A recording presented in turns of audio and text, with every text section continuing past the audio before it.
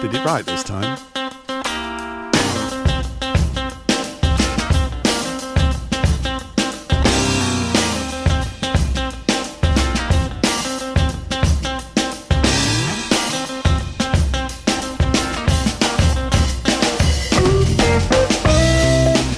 And in the first of very many technical cock-ups this evening, welcome to the show. Hope you've had a good week.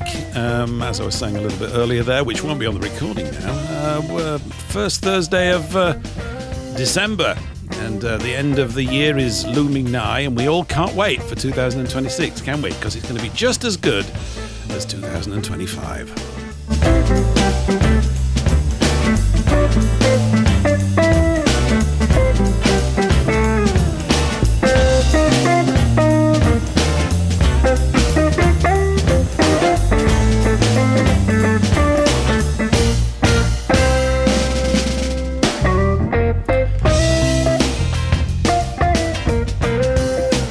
Tumty-tumty-tum. Tumty-tumty-tum. It's the only way to cope with things like that. And to take some nicotine. How about that? I just want you to know that this is the sort of thing I get up to. Anyway, I hope you've had a cracking week and all that kind of stuff. What we got going on tonight? Eric's going to be joining us momentarily. He's ligging around in the studio.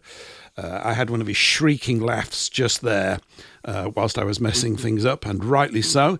And in about an hour's time, beginning of hour 2, we're going to be joined by Blackbird 9, Frederick Blackburn from Blackjack Mountain, which I know you're all quite envious about that you don't live there because it's such a fantastic sounding place. So we'll be joined a little bit later by Frederick. Anyway, I've had a lot of fun this week. Very busy week, quite exciting. Is exciting. It's a bit too strong. We need a little bit more English restraint. Be modicately interesting. How about that? Eric, what kind of a week have you been having?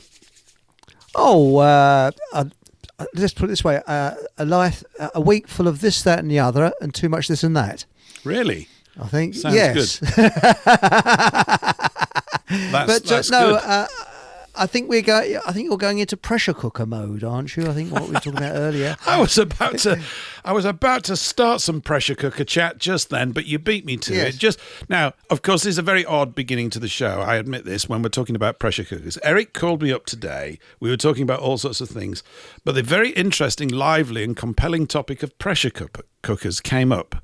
In fact, you brought it up because we were talking about the best way to deal with meat. And I discovered something very interesting about you and your relationship with pressure cookers, didn't I, Eric? That's Which right, is that yes. You've got 5 of them.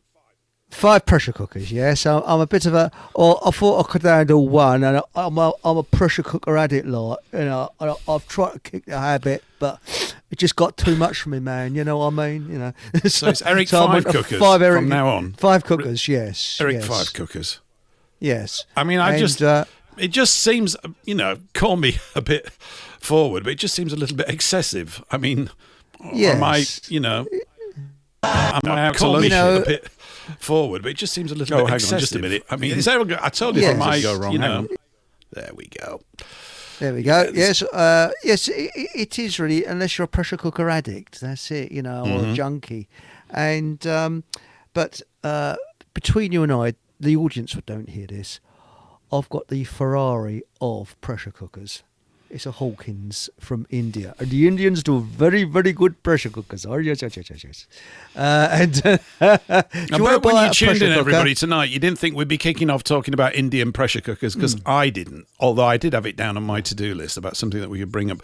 Hawkins Indian pressure cookers. By the way, shout out to everybody out there in Radio Land on WBN, over at Radio SOAPBOX, Holy Land Radio, Global Voice Network, Eurofolk Radio, WBN the main one. That's where we're at for the next 2 hours.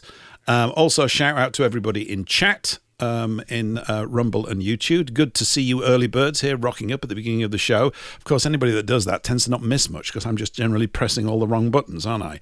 But anyway, back to our interesting and compelling chat about pressure cookers. That's right. You see, you've got the Maserati or the Ferrari of pressure cookers, which is your Hawkins, and then you get the sort of like the cheapo ones like Prestige, and the worst is Tower. It used to be the best, but see, as a pressure cooker connoisseur, I look into these things, and whatever you do, if you're in Britain, don't buy an aluminium one. If you're in America, don't buy an aluminum one, because the aluminium is not very good for you. Buy a stainless steel one. There we go. A pressure cooker connoisseur. That's quite a nice... Yes. I quite like the idea of you being a pressure cooker connoisseur. I won't be able to say that after a few brandies. Pressure cooker connoisseur. But the reason the Hawkins are good is because the seal doesn't wear out, whereas with the Prestige you have to swivel, turn the handle to get it out, and it wears the seal out. So every couple of years you have to buy a new seal, whereas with the Hawkins it tends to last forever. Not one of those seals, That's right? it. Oh, we could have, yes. But there we go, you see. Do you know, I'm a mound of useless information. Isn't that boring? You're a pimple. You're a pimple of useless information. I know, that's really good. That's good. A pimple on the rectum of society. Well, as we're talking about sort of cooking and stuff, I mean, I don't know whether I'd mention... Anyway, I went up to my local butcher's today. I came into some money. An old uncle died and left us a large deposit sufficient to buy a steak. Because you have to take a mortgage out to go buy steaks these days and things like this, right? Oh, yeah. So I was going to leg it down to a reason. I'm not going to give them a name, but I was going to leg it down to a reasonably posh supermarket. And as I stepped out of the door, two things happened. First of all, it was bloody cold. And I've still got my shorts on today, which I know is sort of stupid. But I couldn't be bothered to go and change and put long trousers on, except when I got into the cold. So I thought, that's a bit too far, because it's sort of like it was being an hour and 20 minutes there and back. I was in for a long walk. I immediately got dissuaded of that. And so I headed off to a local butcher's. I thought, it's going to cost me a bit more, but I need to give the local lad some money. And it's a cracking butcher's. Unfortunately, it sells nothing but pork sausages. And not nothing, but it's won awards. As every butcher won awards, it appears that every single one's just world champion this, that, and the other. But it's a good butcher's shop. It's about sort of 20 minutes walk away from here. And so I thought, I'll go up there and buy them. So I did. I bought 2 steaks.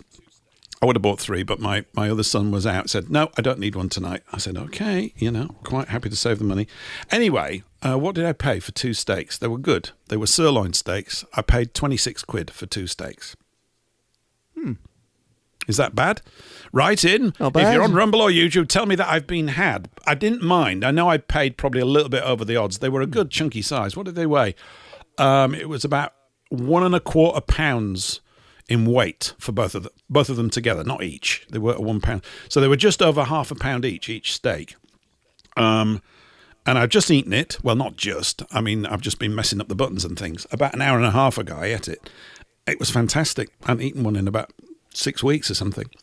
So I thought, we can do that. I can do that once or twice a month. I'm actually sort of planning on making loans to buy meat. I'm sure that's what's going to happen now. Or you can get it free. Yeah. You can get it free if you live near a dual carriageway and just be patient and get a bit of roadkill, like the occasional muntjac deer and things like that, just sit there and wait with your knife and fork ready, and there's a lot of roadkill around where I live, all you have to do is just scrape it off the road. I can't imagine... I mean, it sounds interesting. It's going to be a bit gravelly, isn't it? A bit of grit in it and all that kind of stuff. I don't think... Yeah. Round here, there's a big... I see badgers every now and again that have been clocked, and it always upsets me, although the badger is a ferocious little beast of the countryside, and rightly so. They're such strikingly handsome, savage beasts, really, badgers. Yes. So you see them every now and again, and I think round here there are still people that do badger baiting and stuff. There's sort of some ancient sort of maniac breed of people that do that sort of thing, which is a bit out of order, frankly. That's putting it mildly. But no, I will be taking more custom to him. The other thing I'm planning to do at the weekend, while we're on the food front still, is I want to do some shredded beef, which I've never done before. I'm sure certain people are just going to go, "What, you fool? Why have you never done that before?" But apparently it's quite easy. It's a bit like sort of boiling something. So you just lob it into a slow cooker. I think this is maybe where the conversation with you and me got round to the whole pressure cooker thing. That's right. Probably what it was. And it looks fantastic. And I think you can get a cheaper cut of meat and it will come out good. So I've got to get some skirt. He said skirt. I said, "Who? Seriously? This is a butcher's shop and everything." Nice bit.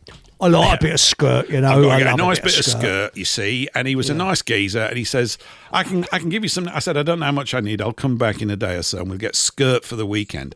So I'm going to do that. So beef a couple of times a week is pretty cool. I might even go beef on Christmas Day. Who knows? It's a long way off, isn't it? I shouldn't be thinking about such things. As long as bread sauce goes with it, I don't mind. Hello, Paul. Hello, good evening. Hello. Hello. Hi there, question for you. What cut of steak did you get? Today I got 2 sirloin steaks. Two sirloin steaks, roughly 12 pounds a pound. That wouldn't be too bad for sirloins. That's... no, 26 pounds a pound. Away from 26 pounds, so $35, $33 a pound I paid, roughly, about $30 a pound. Oh, well, no, that's crap. Yeah, but I enjoyed it, and I've just basically I've resigned myself to the fact that if you're going to have to do it, I'm just going to have to every now and again. You know, I won't be eating for the next 3 days. That was my entire food budget. No, it wasn't that bad. Right. But no, I just thought we'd try them out. It was, it was actually a very, very good steak. You might say, well, it ought to be for that price, but sometimes you can shell out money and it's ropey as rubbish. It wasn't. So the guy was good. And I was satisfied, and I'd been satisfied if I'd paid half the price. But I thought, you know, I don't eat steak all the time. Well, if he's a butcher, then ask him, because there are different cuts of meat that are very good, but they're less expensive than the T-bones, the ribeyes, the strip steaks, the sirloins.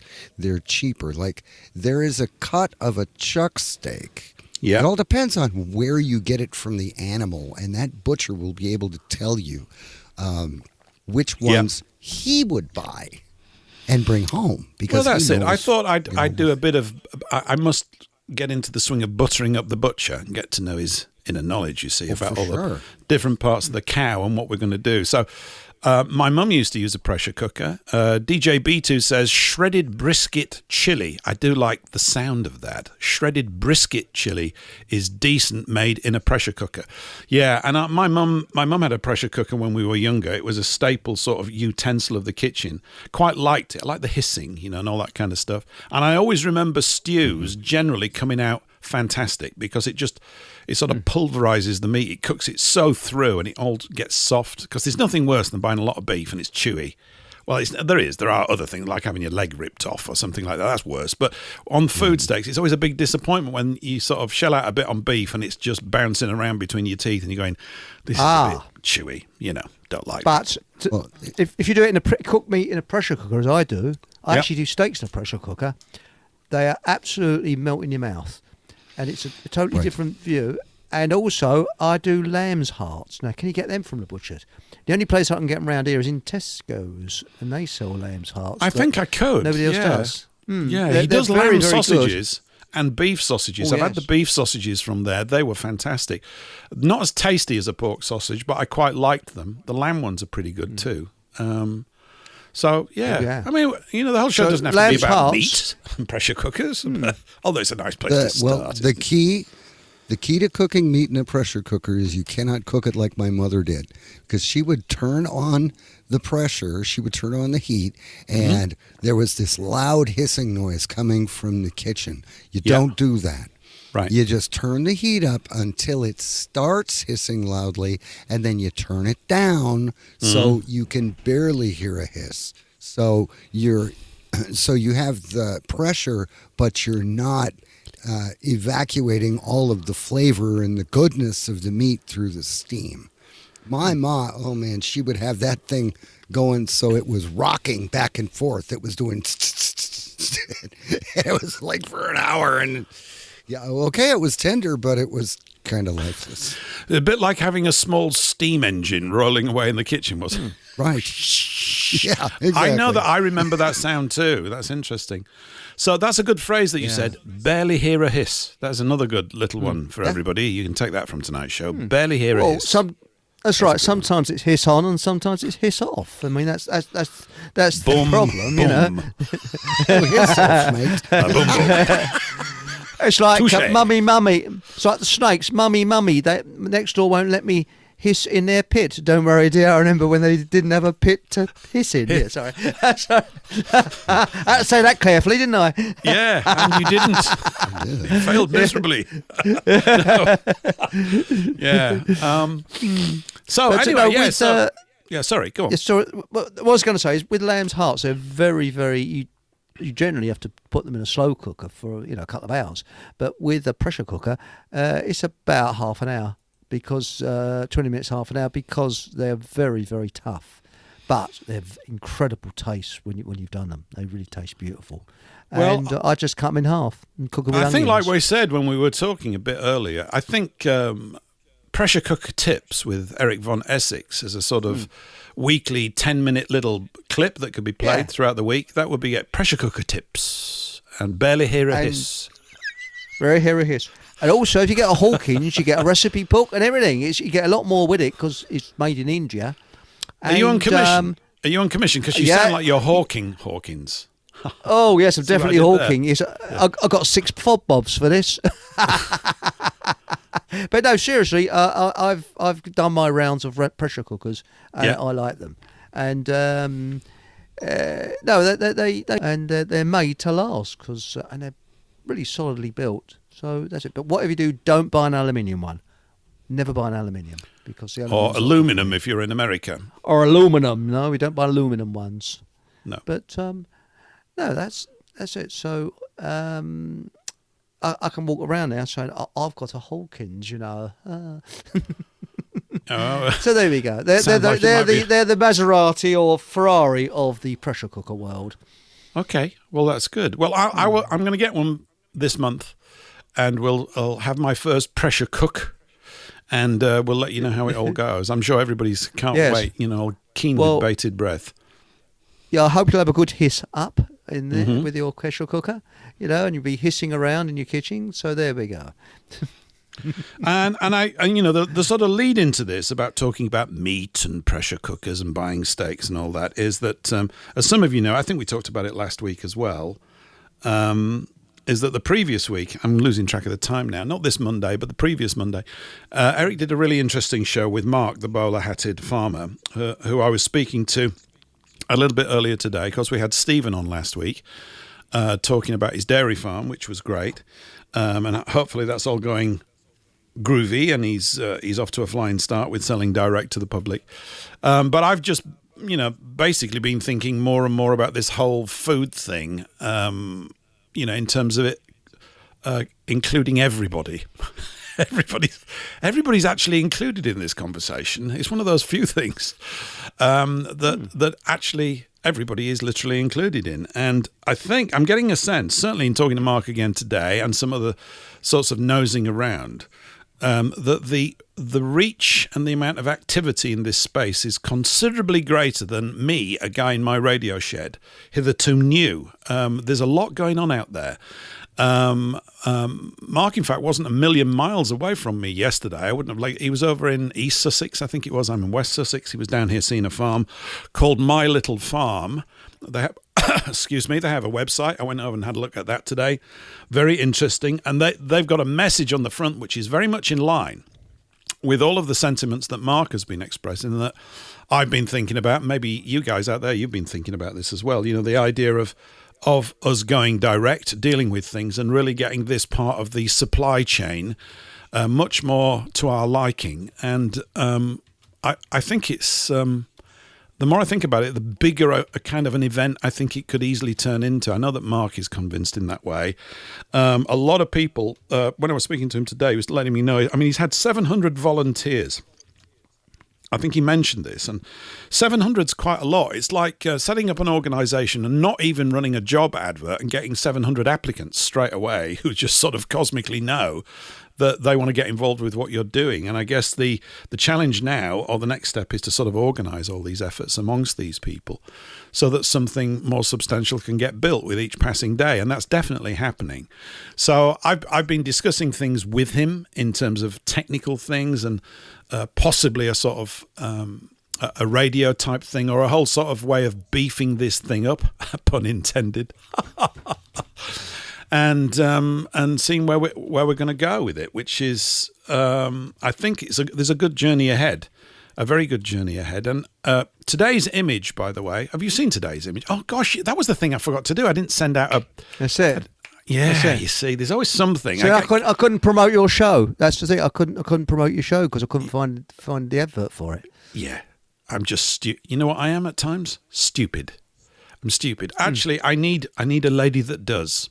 That's what I need. I need a lady that does. You know, one of those people to sort me out at times. I was going to swear a bit then, so I won't do that. Sorry about that if you didn't see the advert. But if you didn't see the advert, you don't know that you didn't see it. So at least there's that going on. Yeah. Where was I? Now I'm all distressed that I've just revealed yet again that I'm an oaf. But never mind. What was I just talking about? Didn't send the advert out. Brain's gone dead. Pressure cookers back again? No. I think we've done that. I think we drive people mad with pressure cookers. Yeah. It's like train anyway, spotting. I know what I was saying. I was just talking about the image for it. Now, if you're on Rumble and YouTube, you can see it. If you're elsewhere, you didn't get to see it because I didn't send the ad out. But it's a painting of. I've mentioned this on and off really ever since the show started. I keep coming back to this as a sort of returning theme, which is the Peasants' Revolt of 1381. As you can tell, I'm kind of intrigued and very attracted to it in all sorts of ways because I think it's got lots of, what's the word? I can't remember. Lots of lessons. There's a word I was supposed to inject in there. Salutary lessons. I think that was the word I'm looking for, about our condition today. And the picture shows John Ball, who was the mendicant priest. And he's on a mound in this image, if you can see it. I think it's a cracking little image. And it's him talking spontaneously to his fellow pleasant peasants, hence the title of today's show, Pleasant Peasants, which I know you all are. And it's really through the pleasant peasants that we're going to have some chance of restoring our way of life, because we're certainly not going to see it restored courtesy of the powers that should not be. I mean, they're doing their damnedest, is that the phrase?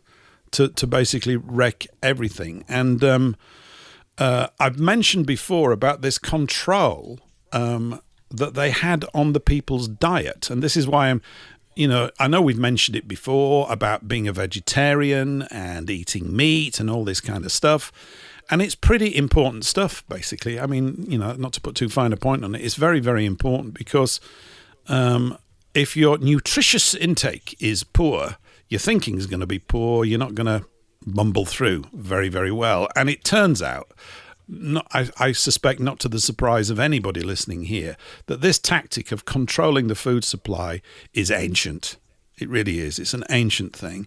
And they were doing it very much to the peasants back in that time in terms of controlling them. Just going back in history, there'd been is it the Black Death, the plague, whatever it is, there'd been that effectively the population of England, and probably I suppose by extension maybe huge parts of Wales and Scotland, I don't know how far that disease got, had been halved at the time. And so everybody was working twice as hard but getting paid the same amount of stuff. And there's a little poem that I keep going back to called The Red Dagger by Heathcote Williams. And if you're not familiar with it, you ought to look it up. It's on a website called internationaltimes.it. I don't know why it's .it, but it is. internationaltimes.it. This was an actual print magazine that started up, I think, in the early 70s, the early 1970s. And Heathcote Williams, who's no longer alive, was a young man at the time and was involved in it. He's written lots of very interesting things. I think he's possibly a bit of a lefty in some way, but that's got nothing to do with it. I haven't looked into it far enough. Everything that he's written I like very much because it's basically heart-centered. And there's a couple of little paragraphs here, or a few verses. It's written in a sort of prose verse all the way through. It's very interesting to read. It's not like a normal poem. It's not confusing either. It's very clear. And he says this: England's villagers were tired of working morning till night for the benefit of the lord of the manor, unable to buy or sell, move or marry, or grind their own corn without fines and fees and permission from the master. Medieval landlords would calculate the minimum diet, the least amount of beans and gruel and oats, the minimum calorific requirements to keep a peasant productive, and landlords would cynically compare notes. These reactionary cabals of land-owning courtiers had those they depended upon living in grime, and all thoughts of improving the lives of their peasants was regarded as disruptive, if not a crime. But villagers, now unimpressed by the commissioner's status, took to seizing them.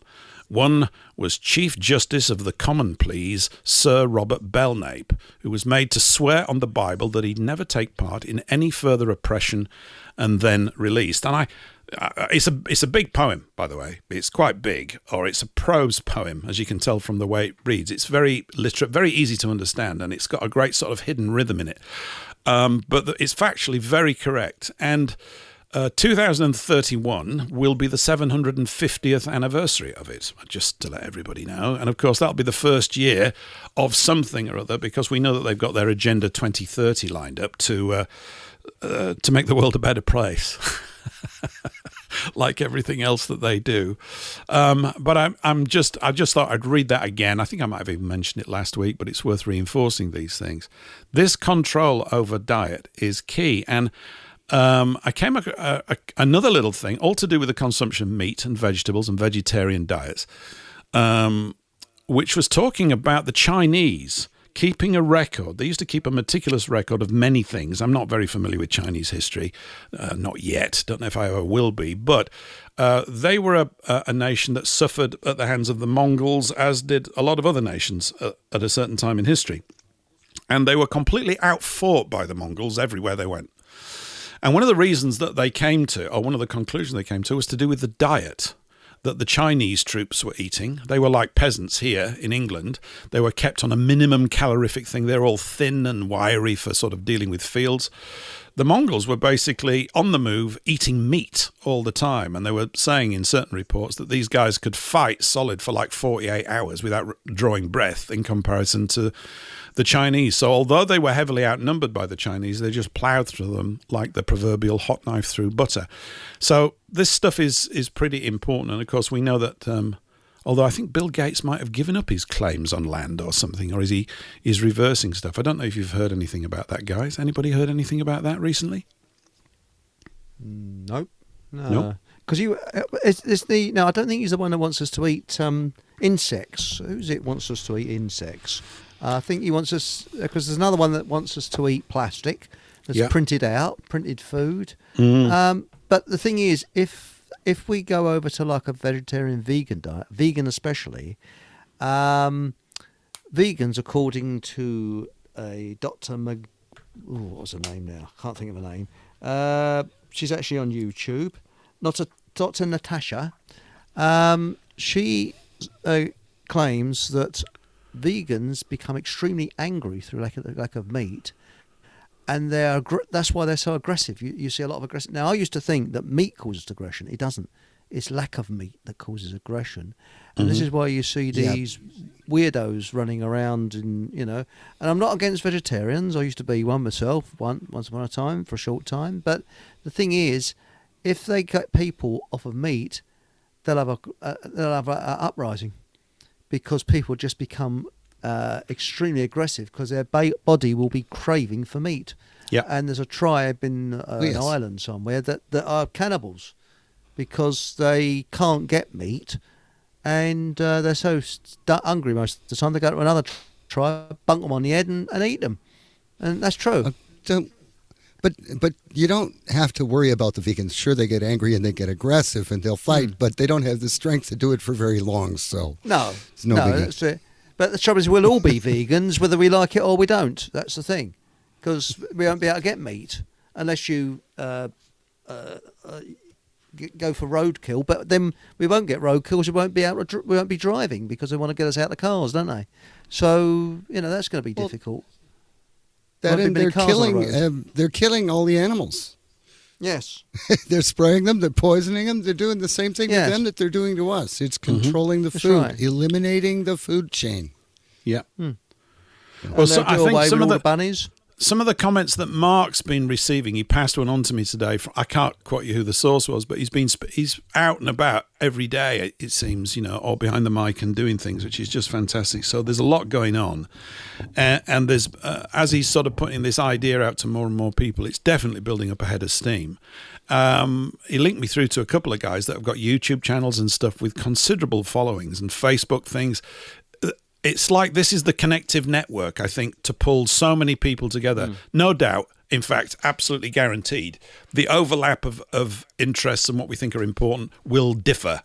It's bound to. In fact, the larger it gets, the more that will happen. But I think it's worth bearing in mind that if we want to argue or discuss things, in a nice civil way, we're all going to need to eat every now and again. I think this is a great way to get everybody's attention. It's fine you're doing this kind of stuff. I've been, when you actually think about, say, military history, and I bet there's some books on this. There must be.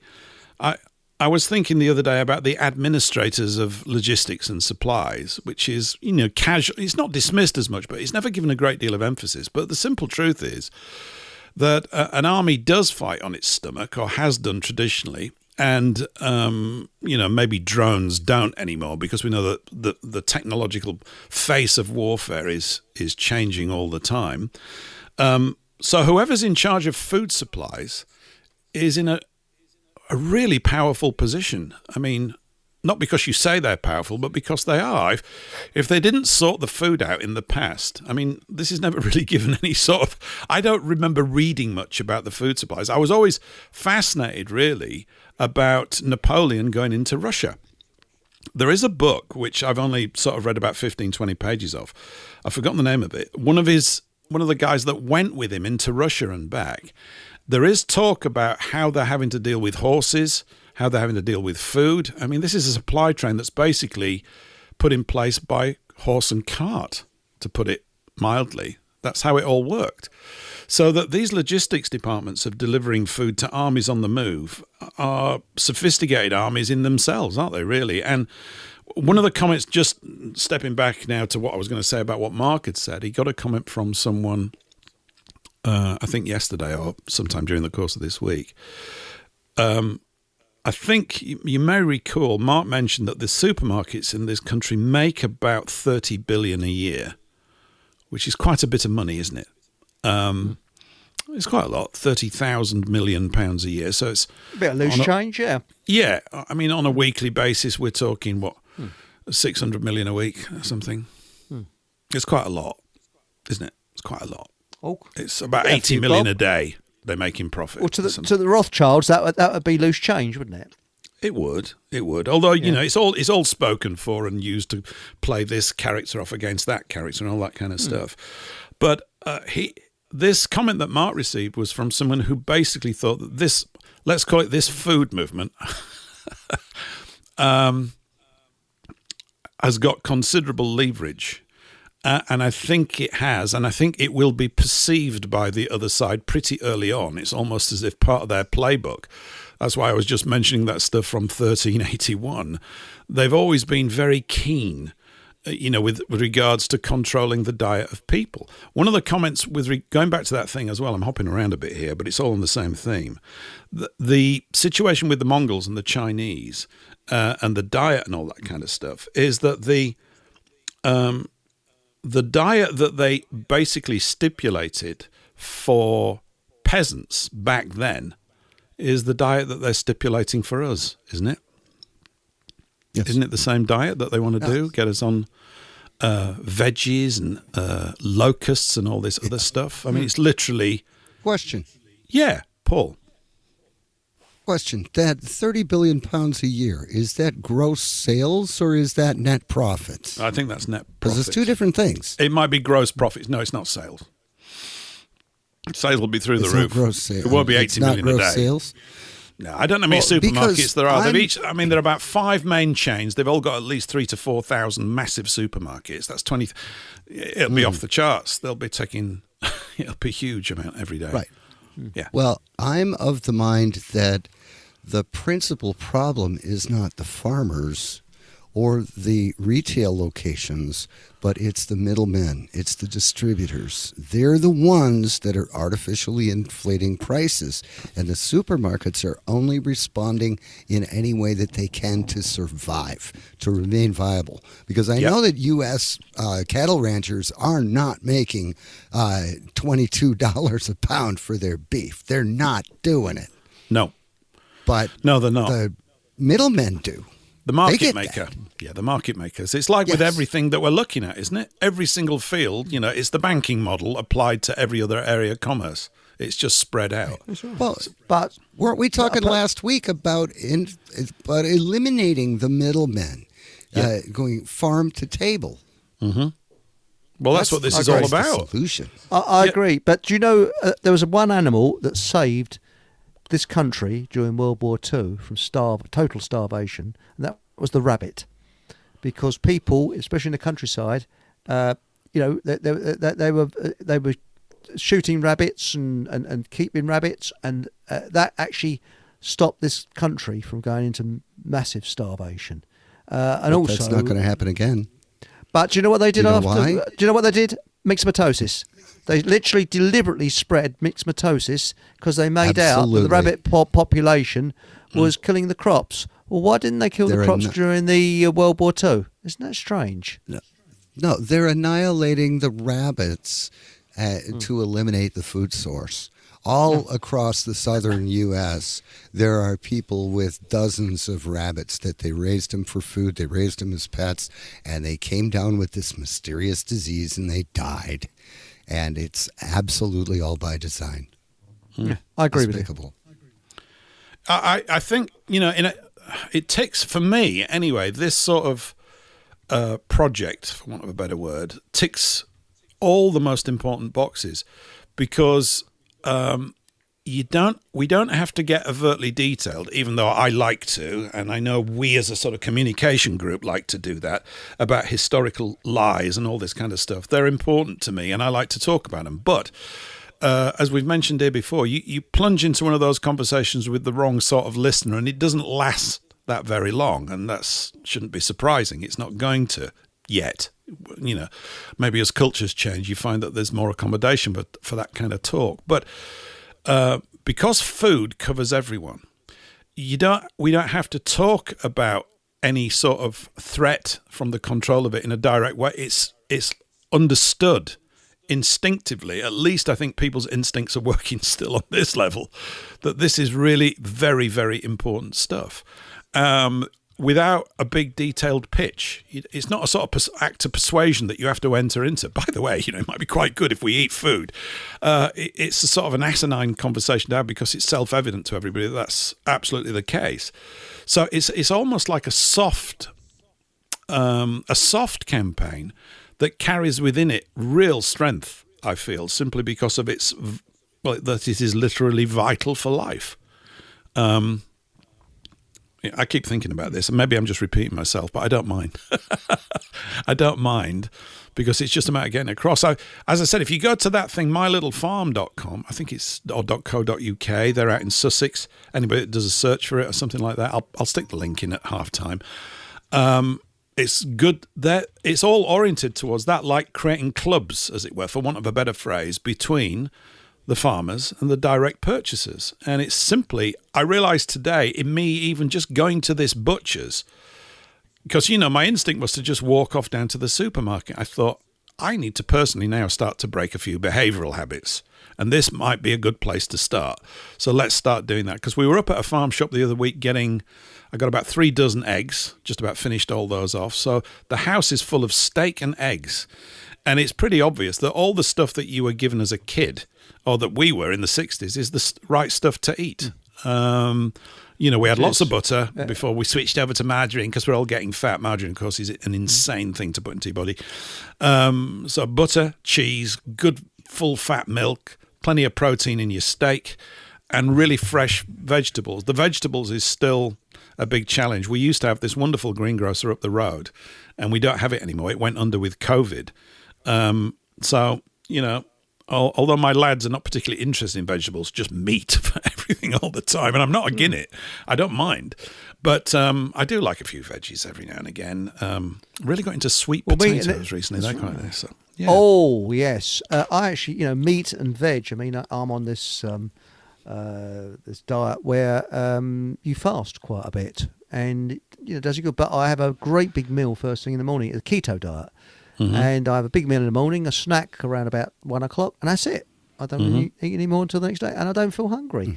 reason why is because they have plenty of protein and and hardly any carbohydrates, if any.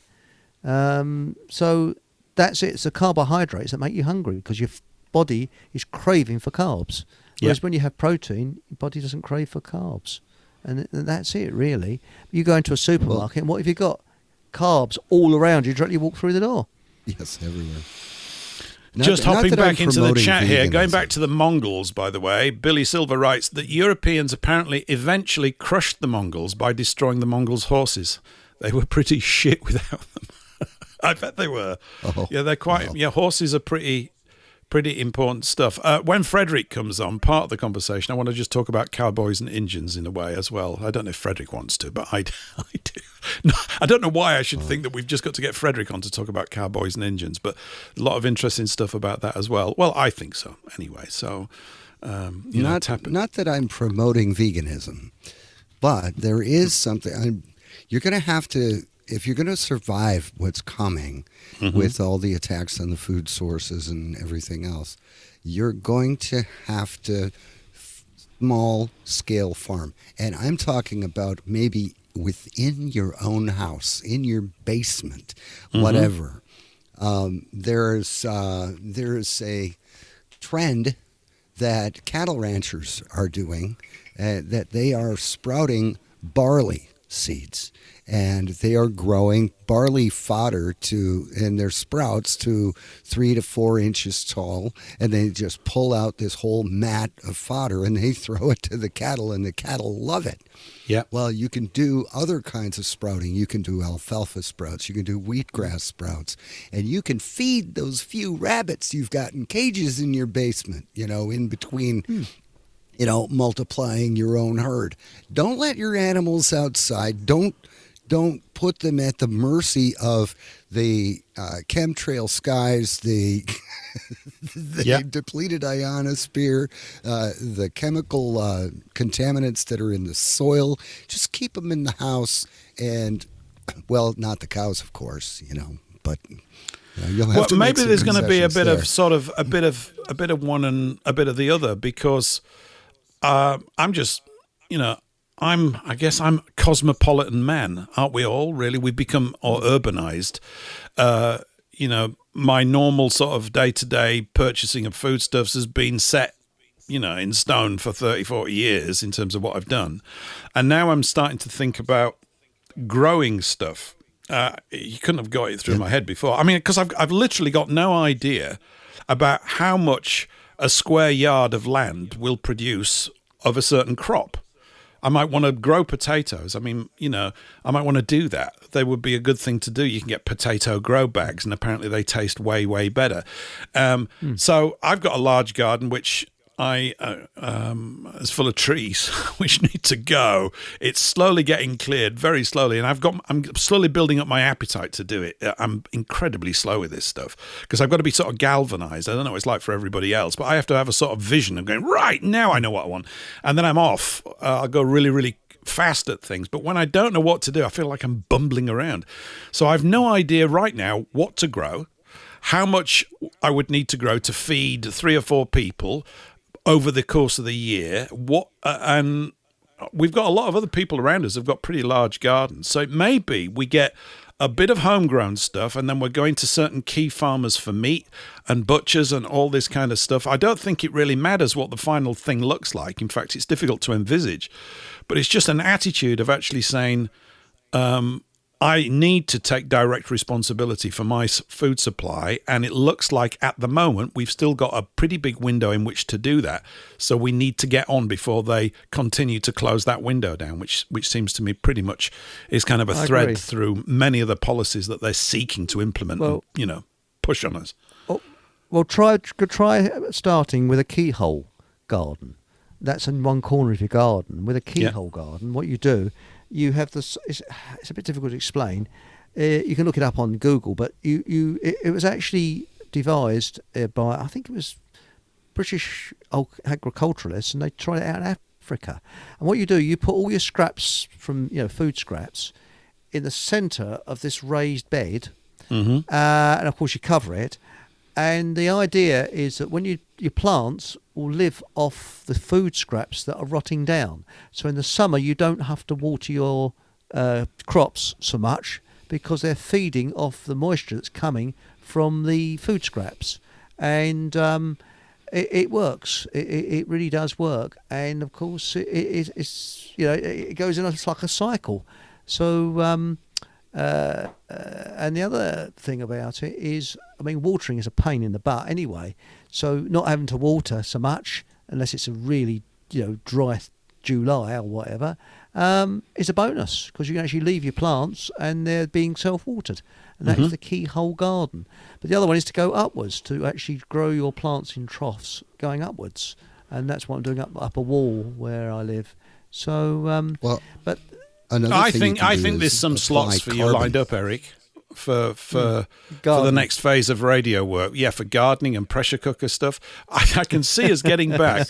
Paul wouldn't necessarily. There used to be a really famous radio show. Maybe it's still on, but it's Gardener's Question Time. It went on Percy Thrower. Yes. Do you remember him back in the 70s? Percy's Throw Up. Yes, Yeah. yes. No, I don't remember that. When You he wouldn't watered know, the but plants and the water. Yeah, and what happens is watering the plants, and I think it burnt up all the microphones that were near the plants. Sorry. Yeah.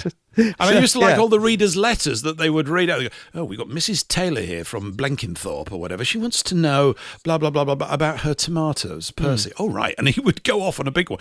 And the knowledge, you think, I mean, I remember being young and not paying a blind bit of attention because I just walked into the kitchen, there was food on a plate, right? And I've got to go out and kick a football. That's really, really important. But having that there, and it seems to me that this knowledge base absolutely exists. It's just that if we don't hear it, you kind of get a bit forgetful and go, we've forgotten to do things. Well, I never even knew how to do it anyway. I'm sort of like an urban dope. And I bet most people, the majority of people now fall into that category, The easiest way to start is actually, you can actually grow things. What I do, you buy, some celery from the supermarket, and you cut the stalks off, and you keep the root, and you clean the root up, stick it in a jam jar of water for about a week, and little roots start to grow, and then you pot it, put it in a south-facing window, and you'll have the most gorgeous tasting celery you could ever wish to have, organic, and it's grown, and you just keep cutting the stalks, and it keeps on growing, and so you don't have to buy celery from the supermarket. So I've got that in my greenhouse. So there we are. Another thing you can do. I love it. Another thing you can do. Yeah. If you don't like watering your garden, excuse me just a second. Another thing you can do if you don't like watering your garden, you can do what the Aztecs did. And you can do what they did in the rainforest. Is use like a 1 or 2 inch layer of biocarbon. It's like a biochar, but it's been reduced to its carbon footprint. And like a teaspoon has like the surface area and the moisture absorbent capacity of like an acre. It's just absolutely incredible. And you mix that in with your top inch or inch and a half or 2 inches of topsoil. What it'll do is it will grab all the water that it can. It will protect the soil underneath from evaporation, and it will actually draw nutrients from deep below the soil up to where the roots of your plants can make use of it. I mean, the rainforests, they're lush and they're green and everything's all wonderful and beautiful and there's lots of moisture in the plants, but the soil is horrible. So what they did was they added biochar to it, and they made a preta, something preta soil. Right. Yeah. And soils that have been around for 1,000 years are still black, rich, and soft, and still growing things. It's really something. What is it? It's a preta garden. So.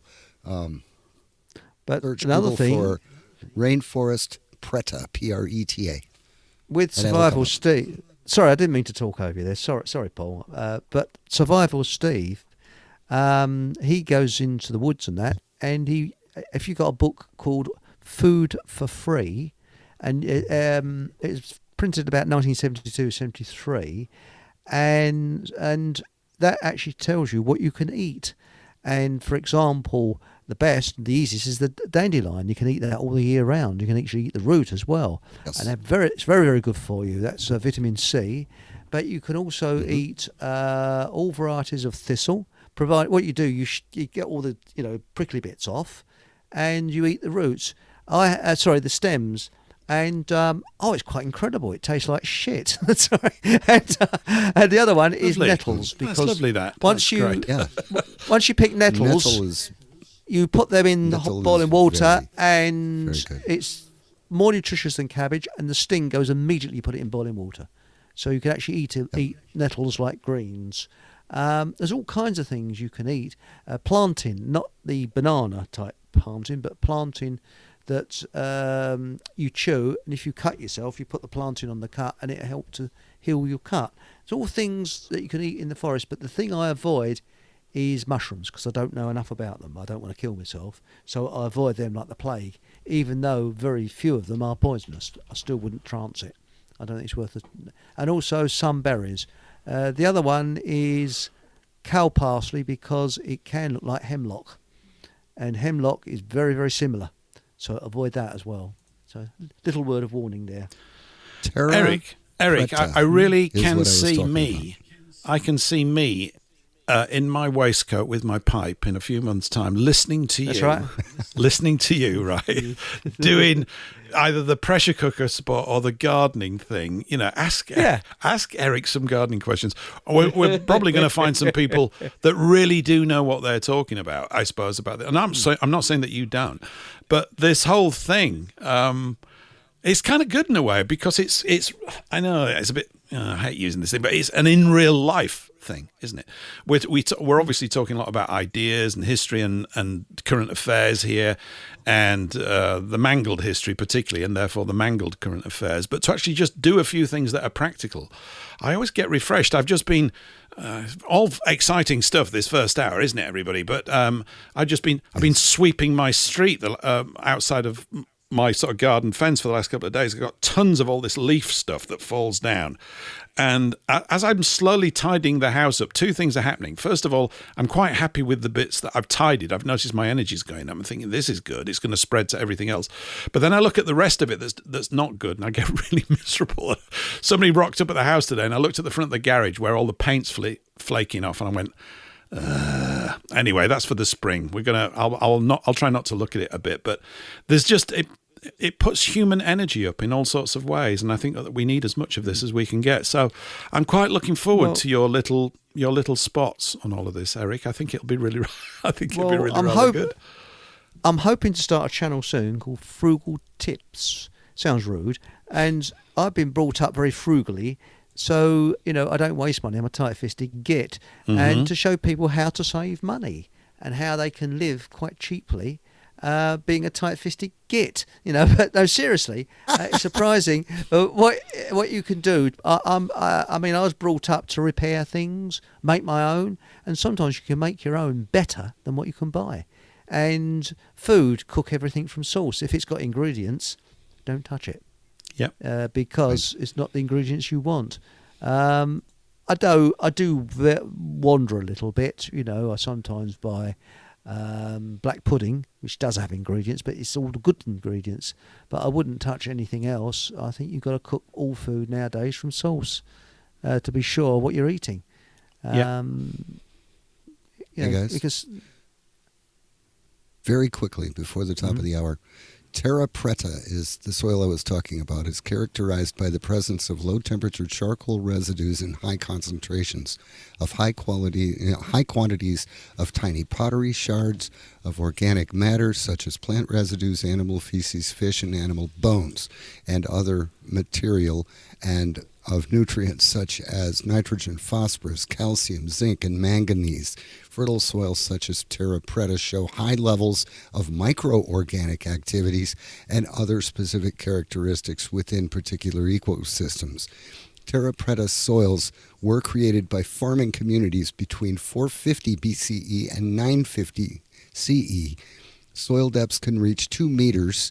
It is reported to regenerate itself at a rate of 1 centimeter per year. So it just keeps getting better. Terra preta. Look it up. Interesting. Yeah. Yeah, it's kind of weird, isn't it, really, being sort of reintroduced back to the basics of life because we need to be right now. I guess it's going to come home to everybody that the sort of veneer, the glue that's holding supposedly civilization together is very, very thin. And taking charge of your own affairs in this realm, in the area of providing yourself and your family with food, which is basically supposedly a masculine instinct that we've all been sort of trained out of by, moving into business and the industrial thing and all this, that and the other. It is going to have to come back. I mean, it is coming back. So, I mean, it's not going to be as hard as it was in the past, we hope. There's so many good voices out there. Yes, I would love. It would be great to get Clarkson involved in this space. It really would. Anyway, he's a bit, he's above our pay grade, I think. But nevertheless, he's, I think, as Mark said, he's done more for farming in terms of introducing people to the realities of it. And another point as well, is just that word real. Where the other side is dealing with a kind of false world. And I think when you see what farmers do and have to do, because it's a very earthy lifestyle, isn't it? Let's put it that way. It's earthy. You're in touch with life at its beginning, at its end, all this kind of stuff. You're introduced, I often think I should have been taken to slaughterhouses and stuff when I was a kid to see what it's all about. I know that Gordon Ramsay, the cook, the big sweary cook, I think they had turkeys at home, and then when they were slaughtered, his children saw that. He wanted them to know the whole of the food process. And I think we need to know it. I mean, I think, I'm a wimp when it comes to this stuff in real terms. I'm sure you lose your wimpishness from being exposed to it, but no one would actively choose it. But I think you need it in your arsenal of emotional resilience. You need to be able to cope with that kind of stuff, because if life becomes physically tougher, and I'm not sort of trying to scaremonger anybody here, but historically, if you look at it, they haven't sort of balked at the idea of making our plight much, much worse, have they, ever? They've never really balked at that. So the more resilient we can become in this area, the better. Anyway, we're at the end of the first hour. After this break, we're going to be joined by Frederick Blackburn, Blackbird 9 from Blackjack Mountain. He might even be on the mountain today. I don't really know. He might be he talks about fourth generation warfare. He might even be talking about fifth generation warfare. But before fourth of anything, there was the third of something. So here's a bit of music from a great film, which is The Third Man. We're going to play this. It's a bit of zither music for you. Okay, so you've got to imagine that you're in the favourite. the war-torn streets of Vienna after the war. It's all dark. It's all shot in a film noir thing. It's one of the greatest films ever made. Top sort of 10 or 20 for me. Anyway, it's a brilliant film. And we're going to listen to this, and then we're going to be joined by Frederick after the break. You're listening to Paul English Live here on WBN 324. Take it away, Anton Karas and the Zither.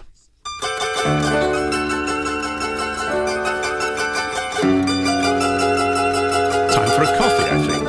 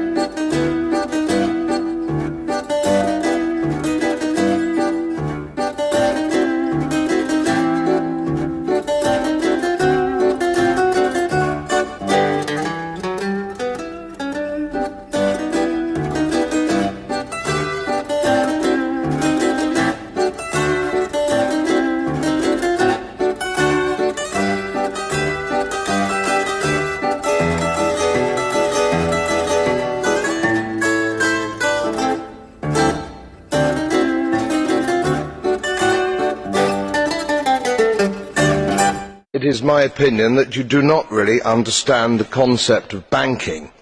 All the banks are broke.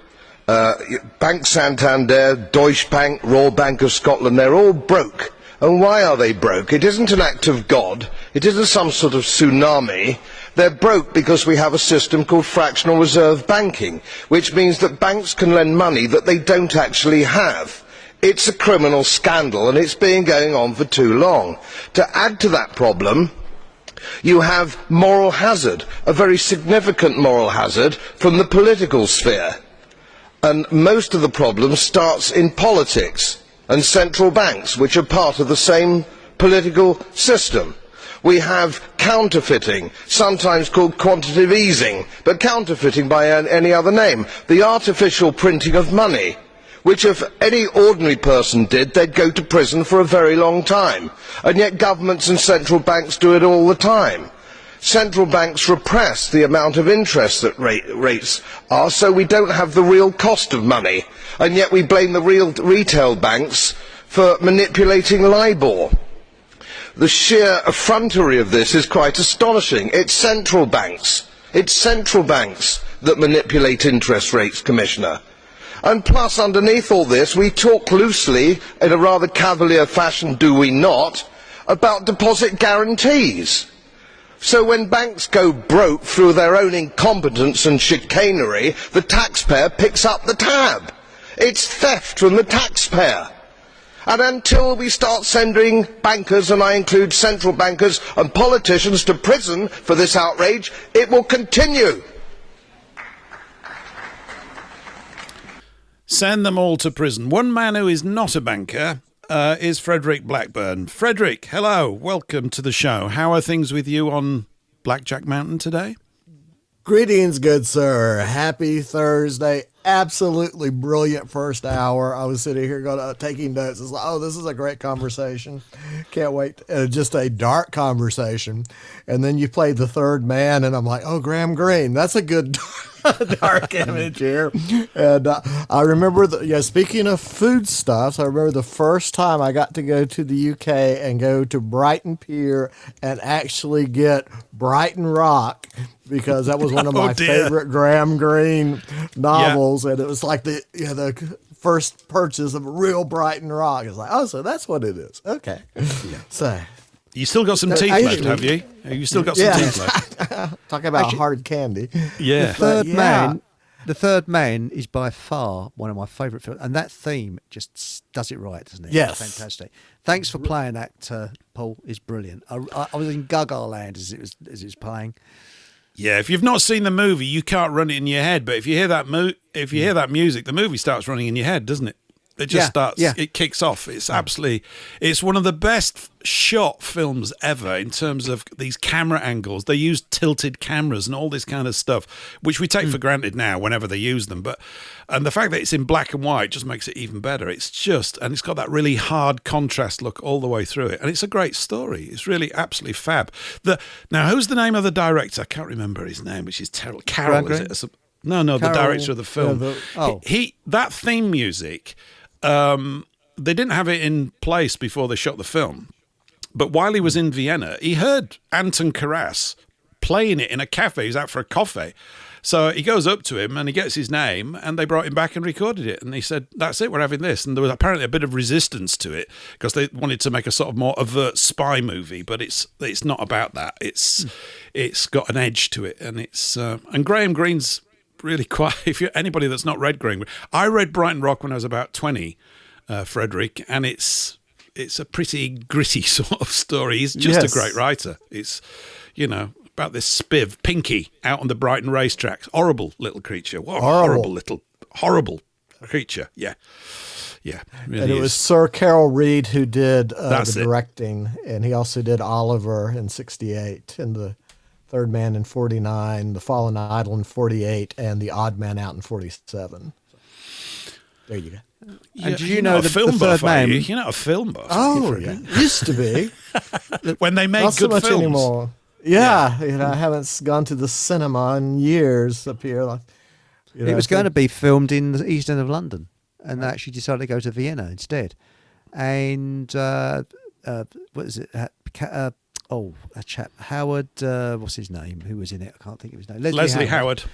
Yes, he actually, because when they filmed it, it was Vienna still was heavily militarized, and whilst he was in his setting, whilst he was made up in the military uniform, we went down to the local restaurant and had a meal, and he was arrested because he had military uniform on. He shouldn't have done, and the military police caught up with him, and he was arrested. Yeah. And but the Trevor Howard, by the way, not Leslie. I got my Howards mixed up. Trevor. I always got muddled up. Yes, Trevor Howard. But the other thing is that they did an advert in the 1980s that was shot in black and white, and there was no one around that knew how to do the lighting for black and white. And they found that there was one old chap still around who was on that film, who was a lighting engineer, and they got him to do it. And whilst he set the lighting up, everything looked awful, and the people looking at each other saying, "Does he know what he's doing?" And it absolutely looked terrible. And when they filmed it and when it came out, it was perfect. He knew what he was doing, but at the time it looked awful, and it's amazing. But those skills have gone. I mean, don't say it, Eric. They haven't. It's script writing skills that have gone. That's the problem, and they probably haven't gone. They've just changed the nature of. I don't know what to say about it, really. It was lovely. The event of going to the cinema to see a good film was really a bit of a buzz. I remember it being a highlight every now and again. I mean, you look back on these things, and many of them are lame, I suppose, but also there's some fantastic stuff. There's and it's just stories. It's the quality of stories that I think has sort of gone down. Most of the good storytelling seems to take place in these sort of multi-episode TV series where they've got a much higher budget and they do things, can tell a story over a much longer period. If you've got the time to watch all this stuff, I frankly don't. I don't want to get into these things. They sort of take over people's lives. What is it, binge watching? Good grief, I haven't got time for any of that. And did you know the sewer scenes, it was a body double that acted the part of Orson Welles because Orson Welles refused to act down the sewer, and the last scene where he was sort of trying to get out of that grating, that was actually done in I think it was Pinewood, or no, it was done in Britain. It was done in London, I think. And they had so all the scenes that you see him down the sewer were actually done in a studio. The other scenes where you see him running away, that was a body double. He said that he refused to do it because they was filming it down a sewer, and he said, "No, I'm not doing it." I don't blame him. A quick just acknowledgement to that little clip I played afterwards. I've played it before and I'll play it again because it's a classic. It's from 2014. That was Godfrey Bloom banging on at the European doodads. We don't hear enough of that stuff at all. In fact, we never heard it at all on mainstream media when it was actually made back in 2014. It's just one of these clips that we've got to keep. But Frederick, I was just wondering, how have things been for you recently? I mean, it's a month or a few weeks since we last spoke. Maybe I appeared on your show since then, which was a lot of fun. What were we talking about? Yes, you did, then? and we used that show for our Thanksgiving. We had Thanksgiving over here on the side of the pond last week, and the RBN gave us the weekend off, and they asked me which show I'd like to do as an encore, and so I chose the one we did about Tales from the Fire, where we were talking about our mythologies and our symbolism of our folk tales and how important that is. And I got all these new listeners from that show that they thought it was live, and it's like, what a great show. And it's like, oh, good, because everybody liked it the first time too. Well, you're a man of impeccable taste, Frederick, and this is why I invite him on, everybody, so that he can say nice things about the shows that we do together. It was a lot of fun, that, though. It was a lot of fun. Yeah. And I enjoy hanging out with men who can appreciate a good, solid steel pressure cooker and how to use it. That is that is a force multiplier. It is. Knowing how to use a pressure cooker without blowing yourself up is a skill. I think from a communications point of view, we need to make this show like a communications pressure cooker. You're in it, and you're being boiled slowly over 3 hours, and we're going to keep the temperature rising and all that kind of stuff. But yeah, no, the mythology stuff, we were talking about the mythology things. Well, we were talking about Grimm's fairy tales. I've mentioned it sort of passing a few times here. I think we were, weren't we? That was part Right, of it. because you had just bought the new folio of a really nice book of the collection. Oh, yeah, it is.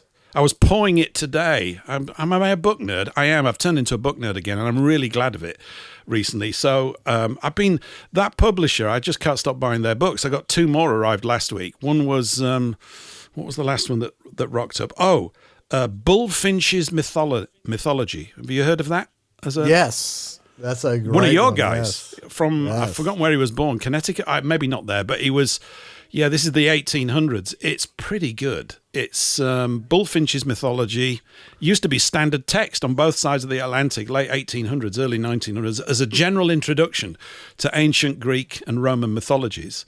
And I like looking at this stuff because you see the roots of the stories that our people have told to one another down through the ages. And I'm kind of keen that in some way they get revived a bit, I suppose. I don't know quite what I mean by that. But, that's been stories are important because they teach you how to deal with things. Yes. Like dealing with people that cut off your food supply. Yeah, there's got to be some Grimm's. Maybe there's a Grimm's fairy tales about that. Once upon a time, there was a village and all the food had run out.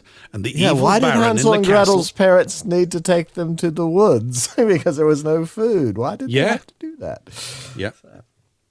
That's true. You're And absolutely, who that is had what all the Hansel and food? Gretel's about, isn't it? That Hansel and Gretel thing is absolutely about that. Because they were facing food crises repeatedly because of, I guess things were much more tenuous. I don't know what the storage of food system was like back then in the late 1700s, which is when the Grimms started compiling all that stuff. I think it's from like 1790 through to about 1850. I think that's when they died, the 1850s. But life was those tough. stories, that's the thing, is those stories go back forever. That's the whole point of, Carl Jung's work on, these are archetypes. Yes, we wrote these folk tales down on this date, but people have been telling that same story since, we were in the Ice Age caves and such. But that's what's amazing. But, the peasant revolt, and just how bad things were, because you just came out of the Great Famine and you had the plague and everything else, and just the millions of people were dying of sickness and starving to death, and that was just all over, and the church was split, at the time, and so that was an interesting theme for today's show, the Peasant Revolt of 1381.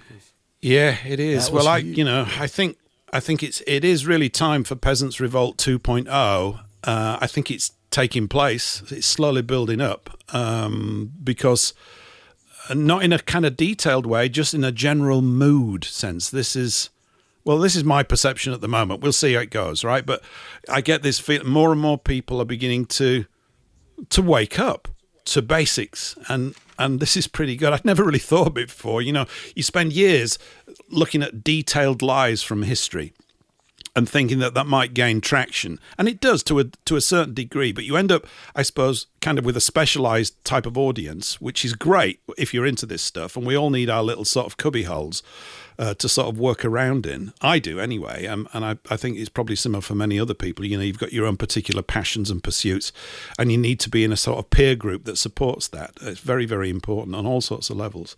But we've got this thing that's reaching far and wide, and as I said, back then, 1381, I don't know what it'd be like. I've never lived in a place where 50% of the population died. Right. I mean, it'd be like sort of over the next 7 or 8 years, according to, we wake up and suddenly say, well, England's population is now 32 million. It's not 68 million anymore, really. You can't even envisage it, I suppose, now. We can't because of the systems, apparently, that are in place that are going to keep supporting us. But we see that they're chewing out the substance of those as well. And I think alarm bells at last are going off with a lot of people. At least that's a feeling. I mean, what's it like over there? Are they Paul mentioned earlier that beef farmers are not making a big profit on beef, but are they having a go? I read things every now and again, and I know your situation with the land in and around you you mentioned it, I think, before. How's that situation going? Is there a latest on that? How are things? Well, you know, the saga of BB9 and Atma, when BB9 met Atma, and at the time her family still owned the lion's share of this mountain valley, and her family farm was like my family farm down in neighboring Wilkes County in the foothills. This is the high country. I'm from the foothills, and she's a Highlander girl. You know, we had a 100-acre farm that was a beef production farm, and my grandfather, who I'm named after, Frederick, he, and as a young man, ran off to Detroit with his buddy Dewey, and learned how to build tractors and trucks and cars from Henry Ford, and learned all about the modern way of doing things, the industrial line, and came back to Wilkes County and set up with my grandmother some of the very first high-capacity modern chicken houses, because up to that point, you had yard birds, and everybody just had a few dozen, and you really didn't have the big commercial chicken houses like you have today, and that are just completely automated. You look at what Tyson does, and it's just criminal. It's like, we call it Frankenfood, but the ones that they designed were very nice, structures. The chickens had plenty of room and everything, and I was the feeder. I would get off the school bus and go feed the chickens in the afternoon, and then walk across the bottom to my family's farmhouse, right? And then we had the beef cattle, and, it was completely self-sustained. And my father always stressed, and my mother, who were depressionary babies, and, if you think of the Great American Depression, it was basically the Holodomor for North America. It was the same strategy. They just used different marketing. But, so they grew up poor, peasants in these Appalachian mountains during the Great Depression, and they survived after, from what they could grow, what they could catch, and that there was no grocery store to go to. And even if you did, you had no money to go to the grocery store with. So, they grew up in that kind of family farm, but it was independent. That was just a way of life, So, the people in the Appalachian Mountains really didn't notice the Holodomor because they were just living off the land like usual. And that was the whole thing, living off the land, living with the land. That whole thing of mountain craft is, learning all the edible plants in the forest and which animals you could hunt and how to kill a deer and dress a deer and how to put up and preserve, food. And one of the biggest things was learning how to use that pressure cooker to can food so you would have green beans the year round, not just when they were in season, So, I feel that, getting back to the story, we had these, two sustainable farms that were in sore neglect because my family, both families had basically gotten out of it because there's no money, and all the kids wanted to do something else where they would make more money than working on the family farm. So that whole boomer generation left the farm to go to work, and then they bought their food at the grocery store. So they didn't have to eat country stuff. They have the nice things at the grocery store. And, when I came back around 2007 up here and met Atma, and, it's like, so what do you think is going to happen with the Great Reset of 2030? And, wouldn't it be nice to have our own food and put these farms back in production? And so that's what we tried to sell our families on. But with land prices here, this is now peak vacation area, tourist area, and we've been completely gentrified. We have genuine Rockefeller demon spawn. Oh, lucky you! They just invaded this mountain valley with bags of money and just force buying everyone out. and saw what we were doing, and it's like, oh, we got to shut that foolishness down. And so they just put all these incredible restrictions on us with the land that we used to have access to. They took all the good gardens that we had back in production. We had the canning going and all the food preservation, and we were teaching the next generation, the 20-somethings that are just now having babies, how to do all the old skills that they didn't learn anymore. But they were wanting to learn. But unfortunately, the siblings that had seniority and executive privilege and all that decided that it was much better to sell their portion of the family farms and just get that big wad of cash that's probably not going to be worth anything with this hyperinflation cycle in 10 years, right? That's the thing is, it may look like a chunk of money now for the land, but you're not going to be able to eat it, and it's going to be like Weimar conditions, right? So we're left basically landlocked in on both farms, and like I said, we lost all the good parts of the land. Right. I'm up on the rock face. Moss grows where we are. That's about it. Moss and rhododendron. So we're on the north face of this mountain, Blackjack Mountain. And down in Wilkes, the part of the land that I got is basically 45 acres of sawbriars, copperheads, and coyotes. And so we've recently, over Christmas or this Thanksgiving season, splurged and had a road cut into the land down there. That was my Christmas present. So we can actually get access to the land, and we're trying to salvage the whole project. At this point, but it's been 20 years of just setback, and we're like, you guys kind of should be listening to what we're trying to tell you, because you might want to be growing and preserving your own food and keeping the family together. But anyway, so that's kind of my story. I didn't mean to go on, but that's it. But everything you said in the first hour is just spot on at so many levels about learning that independence of the farm. And when it comes to food supply, you're either a have or you're a have not. And what is the famous saying? There are only 9 meals between mankind and anarchy. Yes. That was in 1906 by Alfred Henry Lewis. Yep. And so here in these Appalachian Mountains now, you don't have the pleasant peasants that are all going to the same church. They all went to the same school. They grew up together. Now you have that heritage Appalachia core group that is now rapidly being replaced by third world people that have no connection to this land, and have no desire to learn farming and stuff, but they are going to become very aggressive when the grocery stores say there's no more food. And so, how are they going to treat the locals when they're hungry and the locals have food? So that's just my concern. No, yeah, it's a very real concern, isn't it? It's okay when everything's that quote. Who said it again? About 9 meals? Alfred Henry Lewis, 1906 Cosmopolitan magazine of all places. Okay, I couldn't remember who said it, but I read it only the other day. We're only 9 meals away from anarchy, and you go, hang on. So I went off for a walk, and I'm going, oh yeah, oh that's true. That's really true.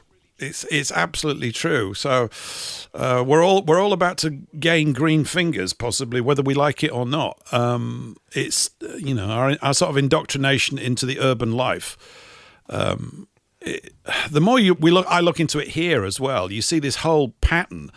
It doesn't really begin with the Peasants' Revolt, but it does begin really over here in the sort of 1700s, and then the seizure of the commons, the taking away of all this common grazing land, which the peasants of England used to use for their sheep and everything, all worked really rather well. And of course, people step in. Gates is the latest equivalent of all of this, although I don't know what he's doing recently. He keeps on going back on things, and now there's no climate change or something. So not that I look to him as a font of wisdom about anything, really, certainly not computer operating systems, even though I have to use the damn thing. But nothing is new under the sun. Isn't that the case? It just appears that nothing is new at all. The use of this sort of really vital part of our lives has always been a weapon that they go to. We had a quote from this guy. I don't have it in my player. I need to get it in there, actually. I've forgotten his name now. You remember it, Eric. He was the guy that worked with Tony Blair, Muck something or other. Oh, gosh. And when it was on, I used that German word, Backpfeifen. Yeah, I know the one. You know the one I'm talking about? Yeah, I can't remember. Yeah, I know the one you mean. I can see his face, but I can't. Yeah, I can see it as well. And my fist is clenching as I'm seeing it metaphorically in my head, because Backpfeifen Gesicht, yes. People will now know that round here because we use it a lot. It's a face in need of a fist. It's a great German word. There's a face in need of a fist, and he's got one. And he was on GB News. I'll play you the clip one day, Frederick, when you're next round, because I'll make sure I get it into the hopper.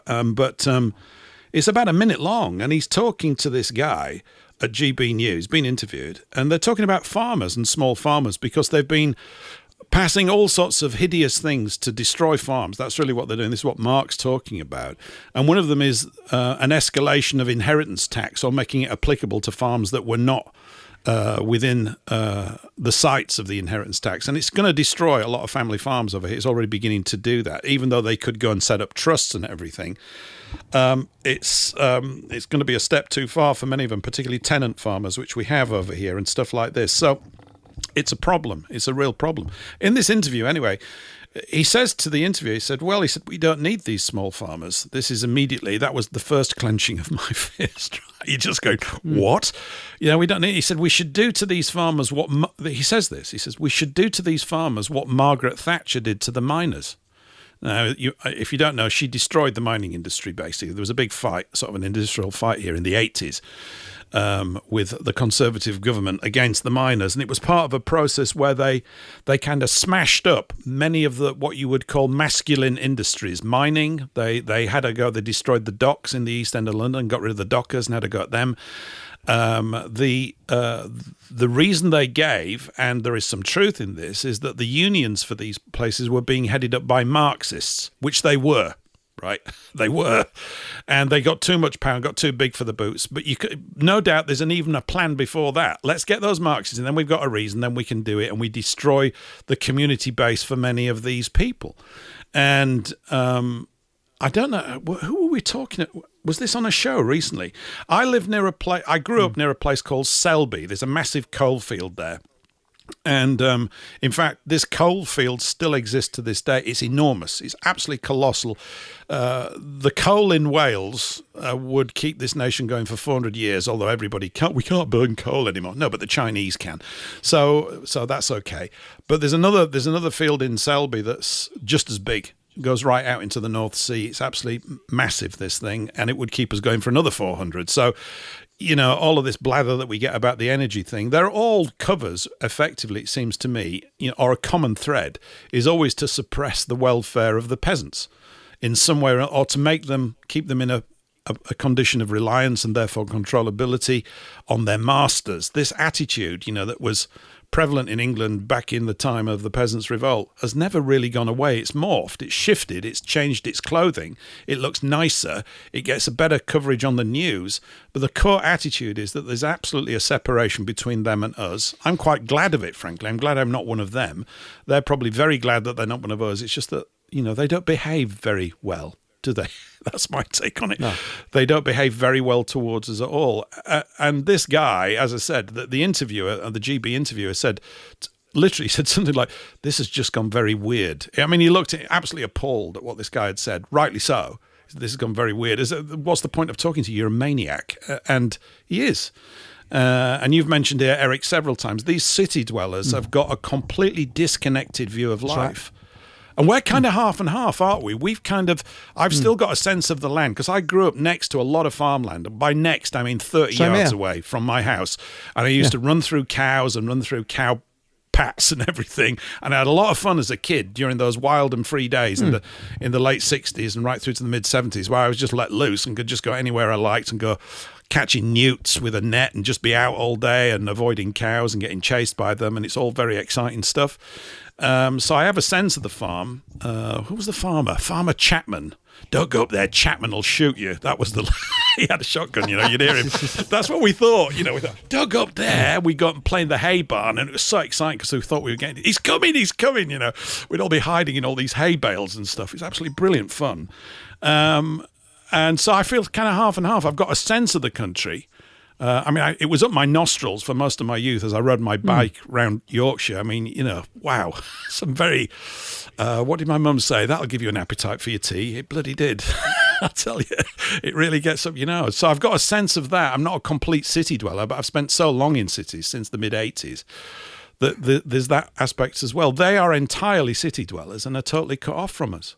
They really are, They live in a completely different world, and they always live in the most vile parts of the city. The most depressing, treeless areas. They just do not like nature, and they don't understand farming folk, and that is communism right the way through. Look at every communist, including Cuba. Every communist country has gone for the farmers, and has ended up in mass starvation. Oh, by the way, someone's just said, I think it's Billy Silver said, Blair's sidekick, Alistair Campbell. No, I don't think it was him. It was another bloke, wasn't it? It's a muck something or other. He's got one of those. Yes. He's muck something or other. He's not Scottish, I don't think. I think he's born and raised in London. But he's a mental case, absolute mental case. He is. Yeah, he is. And I know we say it here. We say that these people are mentally ill, not as a term of abuse, but as a technically accurate description. They are ill. Yeah, they are. They are very ill. And again, it's history repeating itself time and time again. But looking on the bright side, first of all, look on the negative side. Mao wiped out most of the farmers and mass starvation happened. Stalin did the same. But farming bounced back. And I think we will bounce back. We've got to bounce back. And as I've said time and time again, we ignore government, totally ignore them. And we've got strength in numbers to ignore them. They're brutal, nasty people that are not working on our behalf. And any government minister that stands up and says they are talking out their backside. Because government is there to, their job is to rob us, to pay the usury scam, and finish us off early and keep the population down. That's it. And, hang on a minute. Patrick's come up with an answer. John McTernan. Fantastic. Thank you, Patrick. I'll bring you in after the break. Yes. Yeah. He's got the quote from him. John McTernan. Thank you very much, Patrick. Oh, that's Labour brilliant, advisor. Brilliant. Yeah. Yes. We don't need small farmers, right? We can do to the farmers what Thatcher did to the miners. It's an industry we could do without. Now, I like to do this thing called reverse head, right? So let's just take what he said and we just spin it round the other way. We don't need government. We can do to the government what Margaret Thatcher did to the miners. I prefer that quote. What do you think? Think it's better? I think that's better. I think we need government like an elephant needs a hang glider. Yeah. One of the things that's interesting, I don't know if do you go to X or Twitter or whatever, Frederick, much? Do you hang out there and comb things over? Yes. I just noticed that I have once again been unfollowed by your account, and I followed you again. I find this often where I know I follow someone. Yeah. And then I go to look at their account or whatever, and I'm in an unfollow state again. And it's like, I know I was following them. So that's curious. But yeah, basically I hang out on X and Gab and Skype / Teams. That's my social media, I guess. And then, of course, the Trading Post chat room. Yes. Which is the best place ever. Of course. What is that? Let everybody know. What is the Trading Post chat room and where do they find it? Yes, come out to bb9tradingpost.chatango.com, bb9tradingpost.chatango.com for the hottest news, the dankest memes, and the best tips on independent living. Come out to bb9tradingpost.chatango.com. The sun never sets on the North Kakalaki Trading Post, but if you're looking for a knife fight, we just as soon you go somewhere else. Hey, can I get you to do some station IDs and some jingles? That was cool. That was really good. I did like that. I felt like I was in the realm of American radio then. That was brilliant. Yes. I like what I used to like what Kenny Everett said. He said, this is the station with the biggest tits. Yeah. Hits, he meant. Sorry, hits. Yes. Yeah, he did. hits, Well, there was yes. that one that Benny Hill used to say, and now coming up next, it's Roy Orbison's musical bum. And the voice of it goes, music album. Oh, yeah, sorry, music album. I like all that cheesy stuff. It's really good. Actually, I had a good one today. There used to be a TV personality over here called Annika Rice, right? Yes. And there's the famous flamboyant woofter of the 70s and 80s, Quentin Crisp, and he goes, if Annika Rice married Quentin Crisp, would they have Rice Krispies? I quite like that. It's a dad joke. I get it's a dad joke, but you've got to tell him, right? It's a dad joke. It's a dad joke. Oh, quick shout out to Will, who's joined us from. He hears me every now and again over on Ria's show. Will, great to have you in. Fantastic. I'm on with Ria again this Sunday, actually. I think it is this Sunday. Yeah, it is. It's every couple of weeks. So fantastic to have you, Will, and great for hopping on over and plugging in. Yeah, where were we? I do things like that. I lose my train of thought. It's not difficult for me these days. Is that a sign? It might be a sign. But yeah, so that guy, I don't like him very much, and we'll have to get the clip and play it so that you can all throw up and get cross again and everything. But it is a sign of it's a gulf. I don't think it's bridgeable at all. I know what I was going to say about X. I know. I've just reminded myself. I'm in there floating around. Actually, Elon Musk put up a thing. I might have mentioned it last week. I don't know if there's been a decision made. He put up a little poll and he said, should we carry on calling it X or should we go back to calling it Twitter? And everybody said Twitter, just about 90% said Twitter, because you can't send an X, but you can send a tweet, although that little bird they had was ridiculous. I mean, it's still got to be watched. You've got to watch it, in terms of what's going on with it. It's a way, way better space than it was on that, the previous sort of, woke numpty, whoever it was. I can't remember his name. Jack Dorsey. Yeah. And I don't take any of these spaces as being really genuine. They've always got, hidden agendas for fourth generation warfare, right, Frederick? They've always got all sorts of things going on in there. But there are some very lively and interesting threads. And whenever anybody puts up, I'm following a few sort of UK guys and gals, and whenever they make an observation about the latest sort of unsound bit of so-called reasoning that's come out of the government's heads, more and more of the posts are hitting this point. It's becoming self-evident. It's on its way, right? We just need to keep lending our weight to it, which is that we don't need government. People are beginning to see that the actual enemy is the government system in itself, not who's in charge of it. Why would you want to be in charge of this thing that's designed to not work whilst appearing to be them all striving to put these problems wrong, where they're not doing anything of the sort. They're basically exacerbating them whilst pretending to solve them. So that's quite encouraging. That's why I go on there. I'm kind of looking to get a feel for what sort of like the conversation is in the extended internet pub that is Twitter or X or whatever you want to call it. I think those are pretty good signs, really. Well, when you look at the statistic, more people have been killed by their own government than all the wars put together. Mm-hmm. The governments are lethal. They really are lethal. And we don't need them. It's a superstition. If you go onto a chat called, I think it's Larkin Rose, he wrote a book. I think it's called, what is it? Something about the worst... The greatest superstition or something like that? That's it, the greatest superstition there is. And it is a superstition. Because they put fear into us that if they weren't there, there'd be total anarchy. People would be, there'd be looting, mass looting. Well, look at it another way. Possibly if we did away with government immediately, it might happen that way.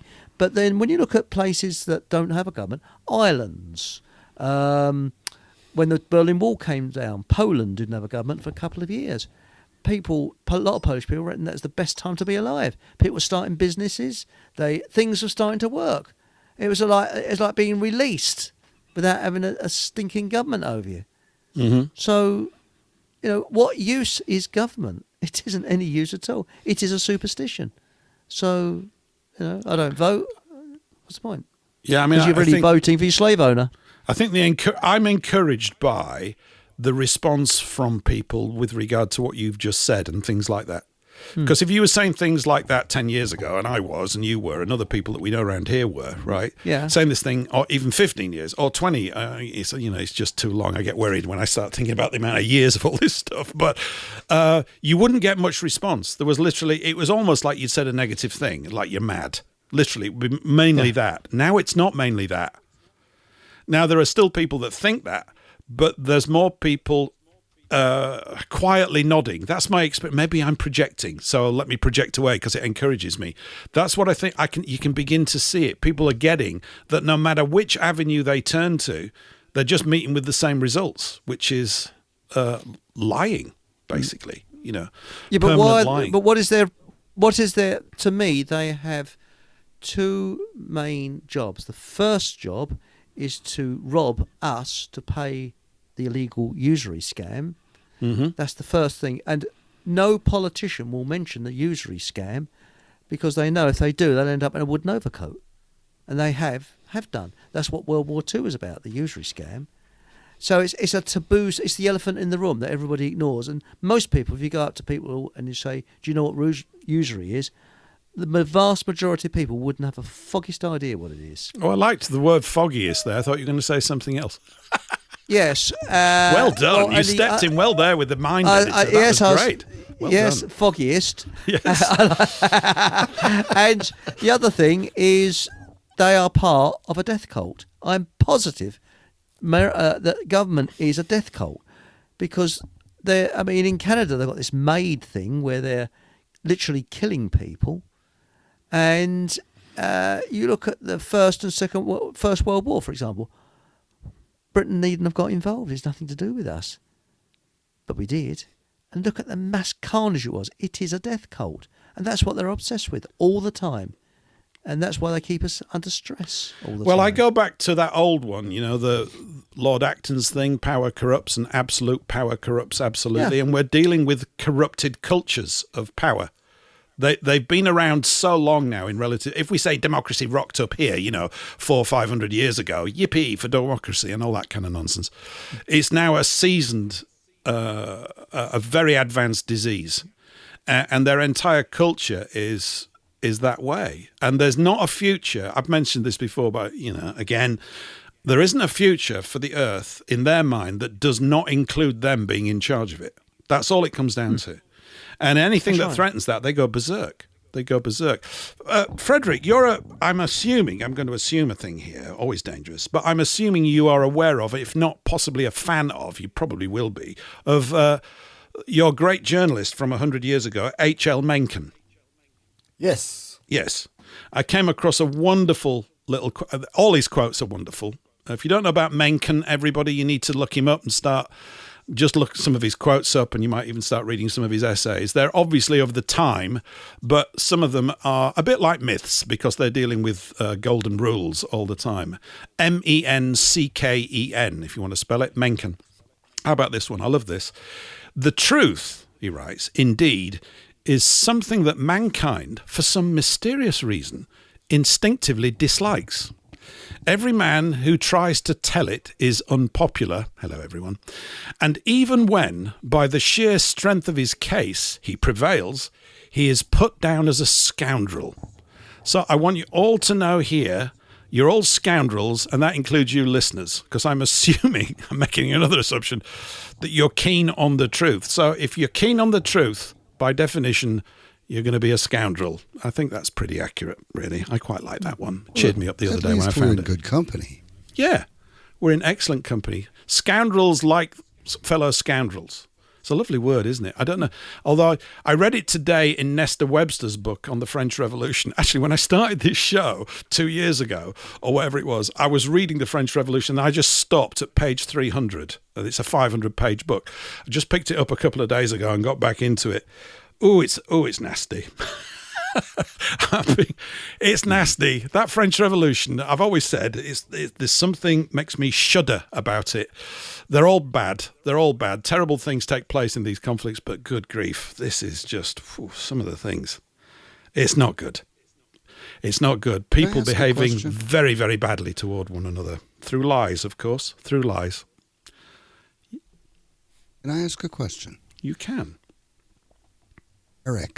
Eric, are you referring to the Larkin Rose book, The Most Dangerous Superstition? Is that what you were? Yes. Thanks, Paul. That's much appreciated. Yes, it is. Yeah, Larkin Rose. The Most Dangerous And Superstition. I just found it on welib.org.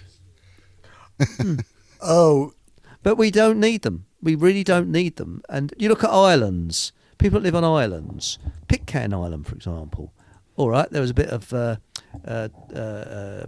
bloodshedding there, but eventually they got it down, and it's very peaceful. And Yes. you know what do you you look at the Old West? They hype it up about the criminals. They were few and far between. Most people were law-abiding and polite. And this is the thing. They always hype things up. Governments do, and who finances the governments? Well, we know who does. And the film industry, they hype things up to make us believe that we couldn't do without government. And it's like a parent hanging on to their child when that child is in their 20s, 30s, 40s and 50s and whatever. Because they you know, it's frightening out there. You need us. No, it isn't. It would be a far better society without government who rule by fear and brutality. They're absolutely brutal people, nasty. And I've got no time for politicians because I think they're all very, very weird. Who on earth would want to work in a place full of perverts, weirdos, and acting like children? Oh, yeah, there is something mentally wrong with them. I really do believe that. Yeah, there is. And even these ones that, I don't know what his name, I can't remember his name now, even the ones that were politicians, what would attract them into that in the first place? Because anyone that would aspire to be a politician is good enough reason for them not to be. I think the wiggle room, for decent people has now completely gone. There have always been one or two in every sort of generation that were somehow able to retain some sense of dignity and honour. I think of, say, in the States, Ron Paul, right? At least, I mean, I could be wrong in my perception. It's from a distance, right? But many of the things he said, I wholeheartedly agreed with, and he seemed to be his own man. We've had Enoch Powell here. I'm hard-pressed to think of too many others, although there must be a few that have said sensible things. But they're generally all company men. And this is a company. We're managed as a business by bosses who use us as assets and collateral in their system, to do all these things. There's a good comment here from DJ B2, says that Godfrey Bloom, the quote that I played, at the top of the hour just gone, was saying, thanks for this, I wasn't aware of this, Godfrey Bloom was saying in his most recent video with a Polish guy about the UK having a French-style revolution. I hope not. It wouldn't surprise me, but I hope not, because if you read into it, oh boy, the way that people were driven to kill one another whilst thinking that they were the good guys and the other people were the bad guys, by being played off against one another, it is a tragedy. It's also hellish and it's evil, and they let all the prisoners out. That's the thing. It's always something to do with prisons. And if we look at some of the so-called legal decisions that are being passed around here, or law decisions, they seem to be in line with, pouring petrol on a fire that they've started, and they want to keep ramping it up. I mean, I saw one today, probably in the Telegram group. Some female judge has just sentenced a guy to 20 months in prison for a tweet, and a paedophile was let off. This is by design, by the way. They've written instruction sets to do this, that the victims of crime are to suffer and the perpetrators are to be not given full justice on purpose. It's got to be part of the demoralisation and confusion process. And many of these things have been learned in the past. They know their tactics about how to disrupt the peasants. They know what they're doing. I think the difference may be now that there's many, many peasants who are pretty well educated and knowledgeable about many of these structures and are on it like a hawk. We've still got the time to do this. So it's not all doom and gloom. There's a lot of it. You don't want to sit in it all the time because it'll do your head in. But, that's definitely... I was thinking the other day, I mean, I'll throw this out to chat. It might be a ridiculous idea. But, I mean, well, first of all, you look at an example, and I'm just speaking as I find. eBay I think runs very pretty well. I'd never been done with them. Correction, it was my own fault. I was done by one place, but it was a very small amount, something like £4. But eBay, people are terrified of putting a foot wrong, those sellers, because they know that eBay will give them the order of the boot, and that's it. So everything seems to work okay. There's no government intervention there, as far as I know. Now, if the government run it, it'd be a complete shower. But you notice things that take your money, like the tax people, it's hyper efficient. Anything else is totally inefficient. And when you look at, for example, insurance, now car insurance is a rip-off.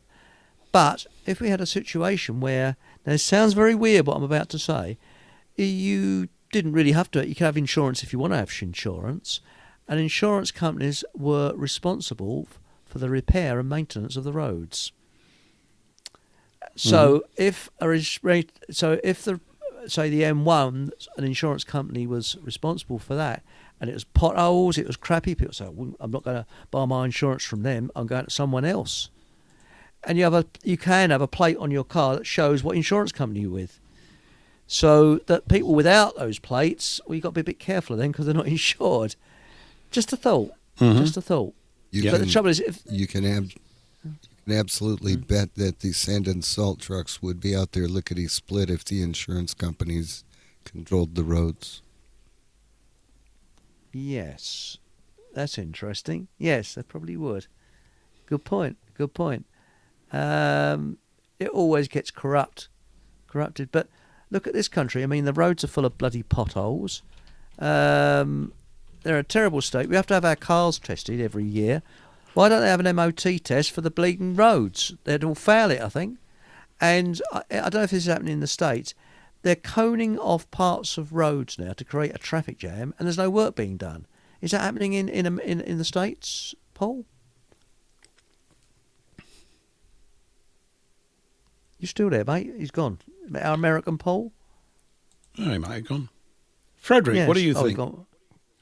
Oh, Frederick, sorry, mate. Yeah, I forgot you, Frederick. Yes, it's National Ignorance Day. I did it purposely. I'm terribly sorry. You know. Right.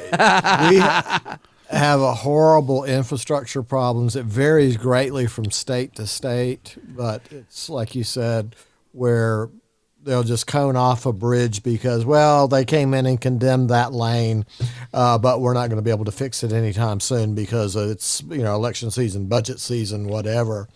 And so they just, corridor it off, and, 6 months later, we got the money somehow to fix that lane. And so we're just seeing more and more things like that where the infrastructure is falling apart and it's not being maintained. And that's, one, economics, and two, hiring these, low IQ third worlders under diversity and DEI that don't have the cognitive ability to understand that you maintain your infrastructure if you want to be a civilization. It's just, they're like trying to get out of work, because work's hard and they want their money. But that's, what we're up here again in the States. And so I can imagine what it's like in the UK. Yeah. It's horrendous. It really is. And again, all it is to pay off the scam all the time. And people are not aware of it. As Henry Ford said, if people knew the truth about the banking industry, there'd be a revolution before tomorrow morning. He was spot on. I think, it does take a lot to get people to revolt. It's just that when it kicks off, it's unstoppable. Certainly, that's what I read into most of the run-up to the French Revolution. It's the amount of times they tried to get it going. It took them 3 years before it really kicked off.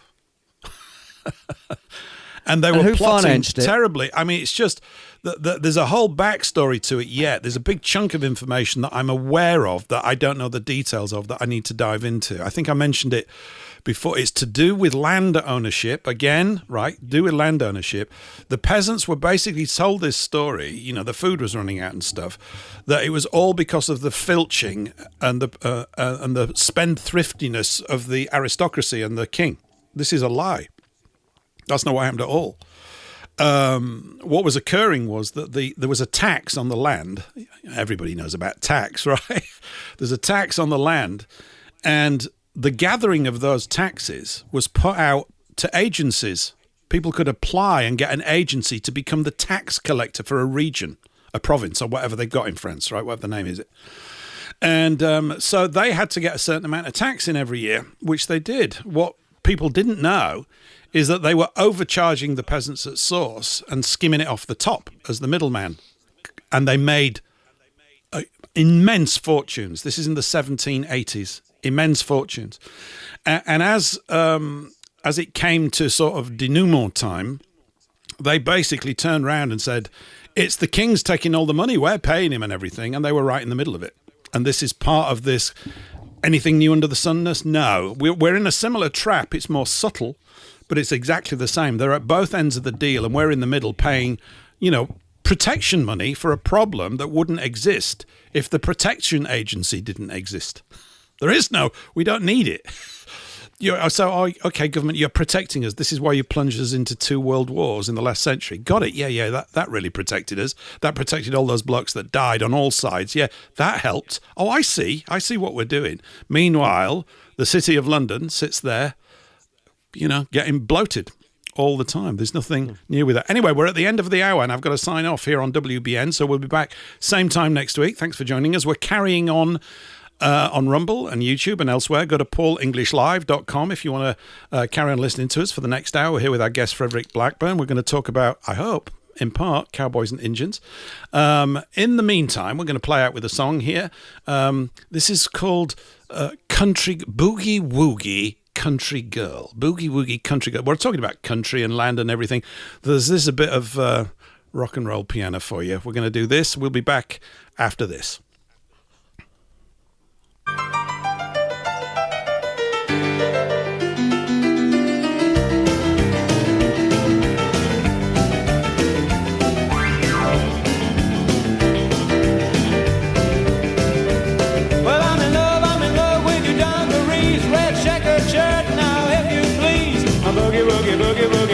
Boogie woogie country girl, yeah. Oh well, you know what I mean, my boogie woogie country girl. Well, it's Saturday night and I just got paid. Don't worry about the money that I'm not gonna save on my boogie woogie boogie woogie boogie woogie country girl. Ah, you know what I mean, my boogie woogie country girl. Yeah, rock and roll.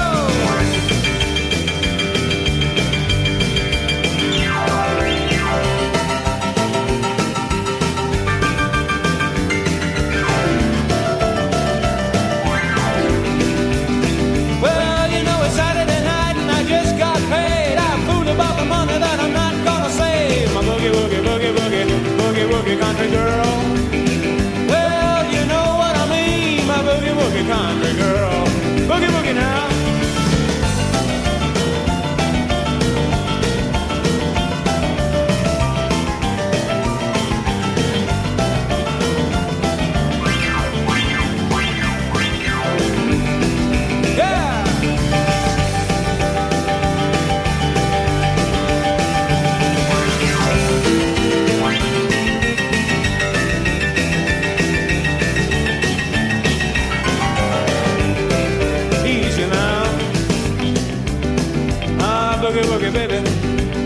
When your hips start rocking and your knees start knocking, with my boogie woogie boogie woogie boogie woogie country girl, easy now.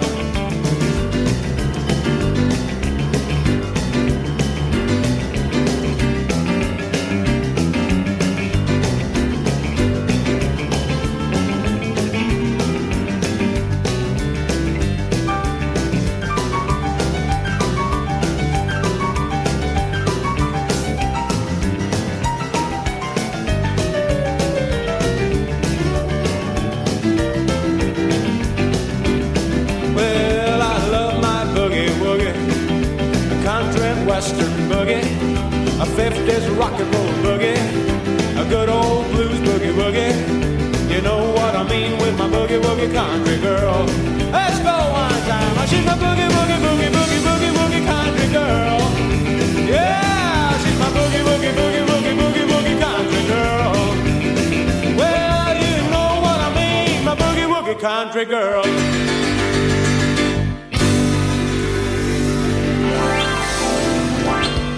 What I I found out when I got into number 10 is I thought that if I got to the top of the tree, I would be able to implement those conservative policies. So you that were think gonna once you're turn prime minister, as a thought, little girl, I was thinking, if I get prime minister, I'll be like Churchill, I'll change the country. Exactly. That's not how it works. Exactly. And what I discovered was that I was not holding the levers.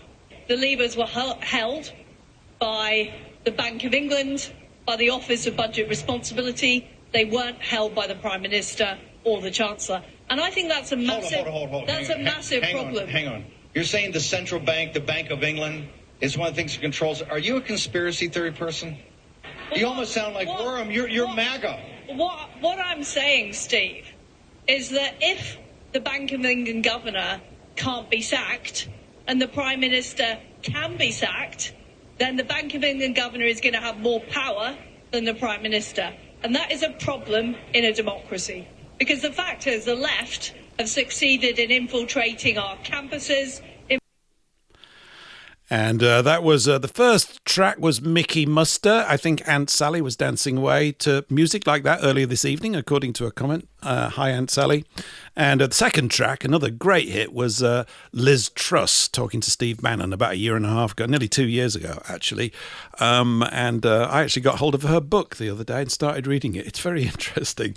I'm obviously in love with Liz Truss. I'll have to record a song about it. I'm not, but there's nothing much I can do about it. But as I've said before, she's the only one that's at the highest levels of power that's even got close to talking about what's really going on. And that's a little glimpse in it. So she's quite clear that all the power centers of the West are spoken for. There are other people in there wrecking the whole thing. So it's useful. I hope she can survive. Seriously. So there we go. Anyway, Mickey Muster, by the way, is... Mickey spelled M-I-C-K-E. I think he's from Belgium. How about that? And that was a Boogie Woogie Country Girl. That's what it was. It's an old hit, but it's one of the best renditions of it. And I like that stuff a lot.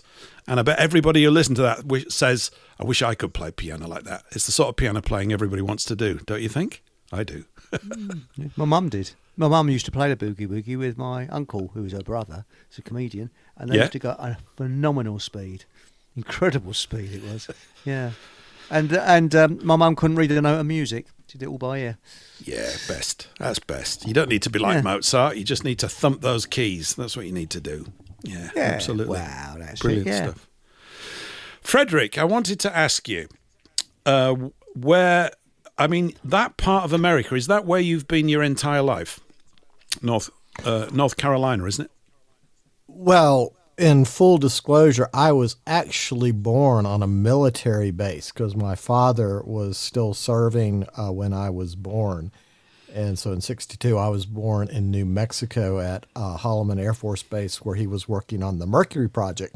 And the rocket. When I was, he was one of the people working with the chimps, Ham and Enos and all of that. So monkeys. Anyway, yes.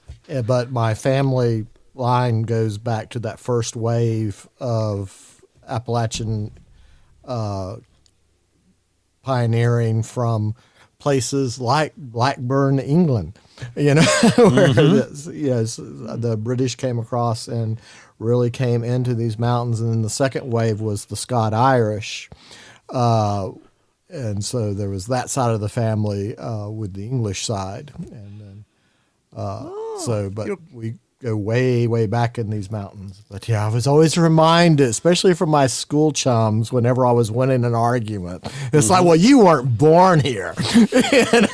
So, it's like you don't have any say in the matter. Yeah, you're an outsider. You're not from You're an these outsider, yes, yes.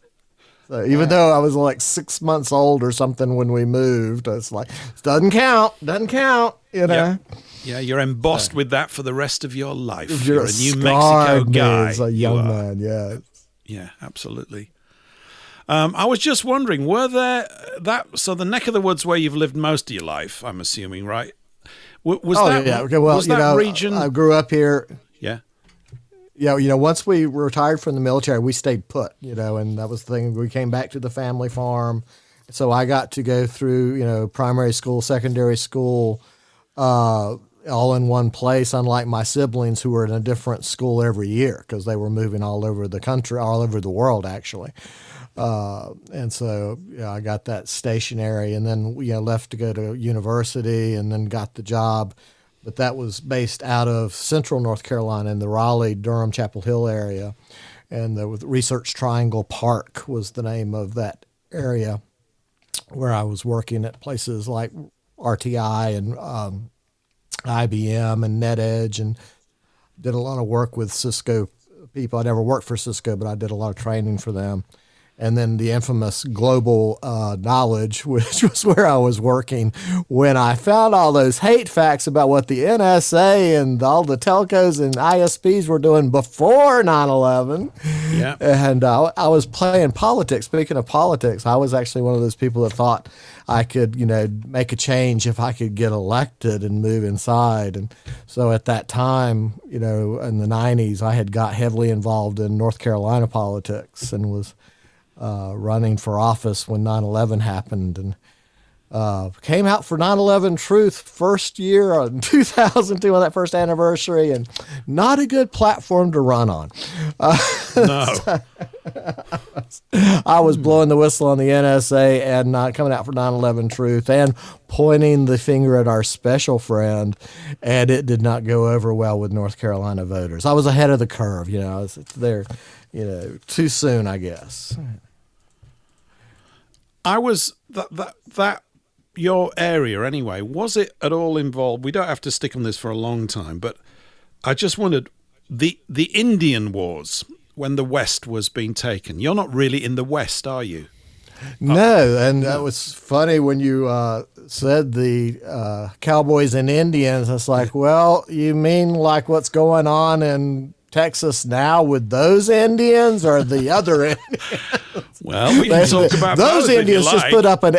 We can talk about both. It's obviously it's really rather amusing that they ended up being called Indians because they thought they discovered India or something like that. But no, I was That fight's about this big 80-foot statue, one of the biggest statues in the United States and North America, of this Hindu demon god in the middle of Baptist Christian Texas. Really? It's like just giving the finger, and so there's a little cowboy and Indian conflict going on in the Sugar Creek area, I believe it's called. So is it Sugar Land? Excuse me, Sugar Land, Texas. So I guess I wasn't aware of that. Is it a case then, do you think? So after the war between the states, you've then got the Indian Wars, between the U.S. military and these savage Indian tribes. Savage is understating it. Well, so you fought those Indian Wars 100 years ago. Right. 150 years, whatever it is, 170 years ago. And now are you saying that you might have to fight some other ones again to retake the West? The Indian Wars 2.0, is that what's happening? Exactly. Well, that's all over the country. We are just getting invaded by this influx of Indians. The Indians are coming. And it's not the Creek, Cherokee, or Sioux, or Apache this time. No. It's Dinesh and the Pantel family. It's insane. But here in these mountains, we had the early Indian wars and conflicts before we were even, a nation, right? And then in this area, they always say stolen land. Well, actually, we were part of the group that purchased the land from the Cherokee, right? Right. And so they always try to guilt trip, white settlers for stealing their land. And it's like, no, they sold it to these areas where we are here. Now, other parts, it was by conquest, but, it wasn't stolen land. But they loved to, Appalachian State University loves to guilt trip all the white students from this area about, this university's on stolen land, what you did to those poor Cherokees, and never bothered to mention the facts that the Cherokees were actually bought out. The Apaches and the Sioux and all that, that's out west stuff, and and the Navajo, that's a totally different type of critter than the Cherokees and the Iroquois. And that gets into that whole thing of the white Europeans were the first ones to come across after the last ice age. And the reason the Iroquois and the Cherokee had higher IQs and more civilization than their Western kinfolk was because of during the genocide of the white Europeans on the eastern seaboard, they intermarried. And so you have that remnant of that white DNA in those fairer tribes of the northeast side up into Canada are they and such. tribes like the Iroquois? Is that one of them? Or is Yeah, it, do you know the and name? that was Yeah. they were the ones that actually part of the Constitutional Republic of the U.S. was based on their representative government system. Yeah, that's how advanced they were compared to the Yes. Apaches and stuff. That's just, a 70 IQ, no impulse control whatsoever. No. Kill you for anything. But You see, I've just been reading, and I owe kind of an apology by extension to Shelley. Shelley sent me a message the other week. She said, I've just started to read Scalp Dance by Tom Goodrich. good. I was going to say that's a great one to read. It is. Everybody, you want to read a book about cowboys and Indians? It's more than that. Read Scalp Dance. I basically gleaned it. I'll do a show with you, Shelley, on this. She might even rock up here because I let her know that we might touch upon this topic today. And I need to touch upon it because I just spent the weekend reading the book all the way through. I couldn't put it down, right? And I love it when I get like that. It's an amazing book. Tom passed away in November of last year. Great friend of mine, great friend of many people in this space. Wonderful, wonderful guy. Really humble sort of guy, articulate, very thoughtful, kindly, really good-natured. Loved him to bits. Really miss him, actually. And as I'm reading the book, I'm thinking, but Tom, I need to call you. I need to ask about this. I don't want to talk to you about Oh, it. Yes. God, it was driving me crazy. Yeah, because, if you don't know who he is, you need to. He's most well known for a book called Hellstorm, The Destruction of National Socialist Germany. What's the dates on that? 1944 to 1947. Right? That's what you need. The dates are important. More Germans died immediately after the war than during it. Think about that, right? This is really important stuff. And Tom had this ability. I'm not saying he's the only person with it, but he gets hold of the real rough end of the historical stick. There's no two ways about it. And if you haven't read Hellstorm, I would really ask you to read it. There is a video out there which you can watch and probably should, but reading it is the more fulfilling and detailed experience. You'll get a feeling for it. It's a brilliant. When I spoke to Tom, I said, "You've written the most awful book in the world." He knew what I meant. Yeah.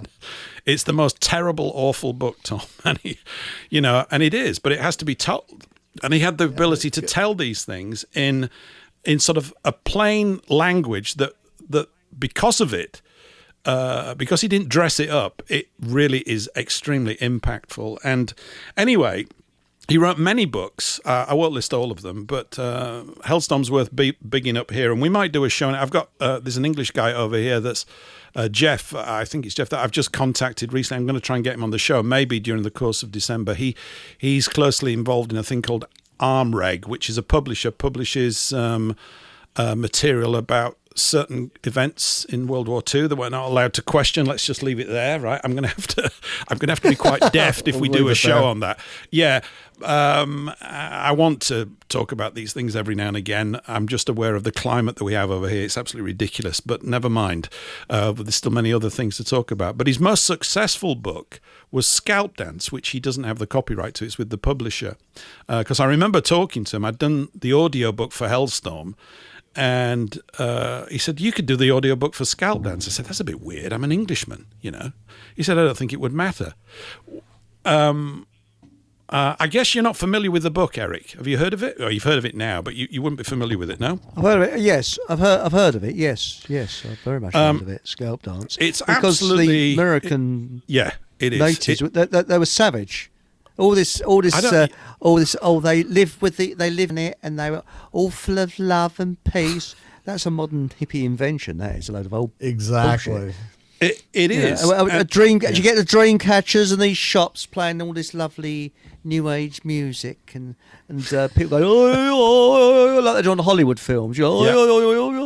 and all that. Yeah, it's a load of old shit. Yeah, but How positively fluffy.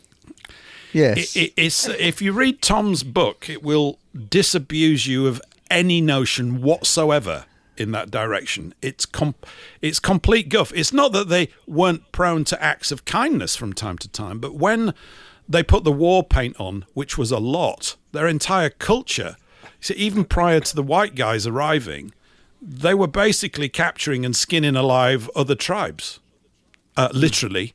Right? This is what they did.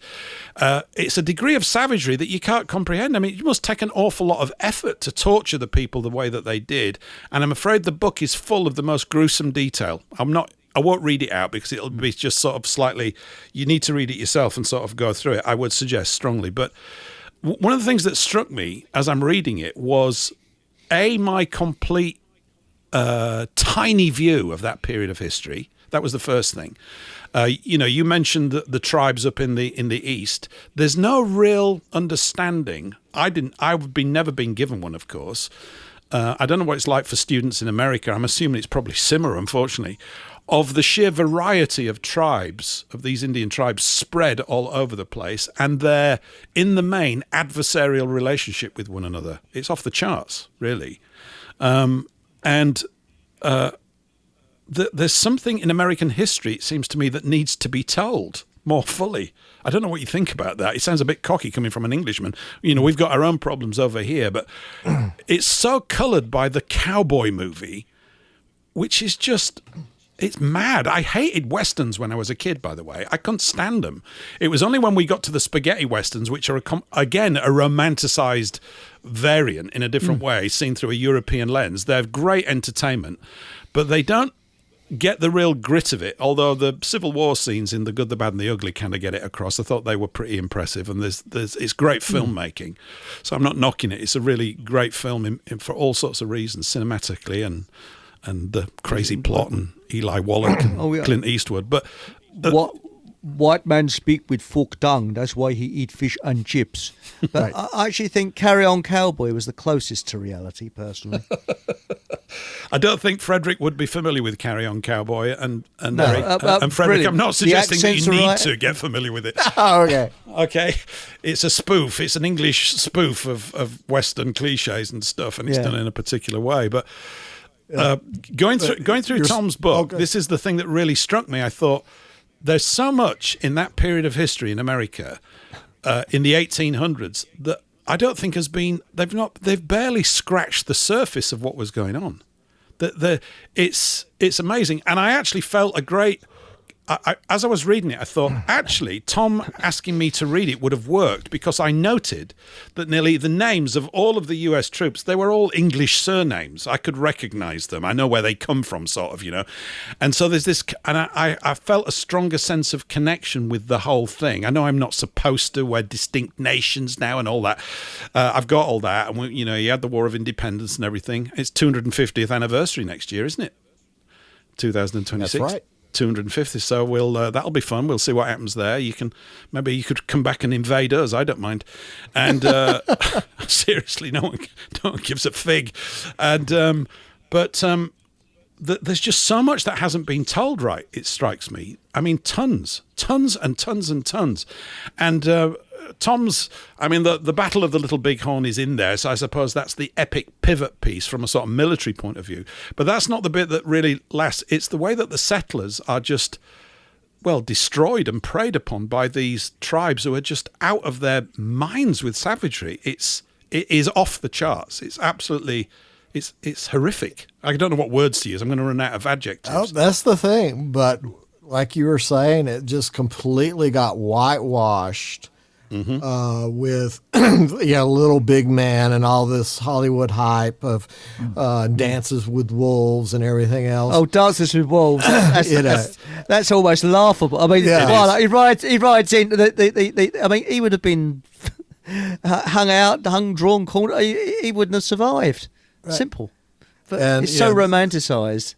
And the public school systems, you've got all these, wine box cat ladies teaching children that, white men bad, everything that they built here is bad, and you have to, admire everybody else, especially the Native Americans, because they're superior to us. That kind of mentality. And one of my personal tales of this reverse discrimination was during Hurricane Helene last year. Right. This time last year, I was not having a good time. We got hit by a Category 5 hurricane in the Appalachian Mountains that just took out everything. And we happened to be sitting on this Park Service roadway, scenic roadway, tourist roadway called the Blue Ridge Parkway that traverses the entire section of this the state, right? And it has on it all of these very nice National Park Service campgrounds that had, sanitation, bathhouses, independent wells, radios, generators, places to land relief helicopters, lots of campsite areas with water run to them, with power run to them, etc. The head of the National Park Service just happened, and this is under the Biden administration, so their diversity hire was to put the first Native American into the head of the National Park Service, and his name was Charles F. Sams III, Right. Otherwise known as Walla Walla, and he was a complete...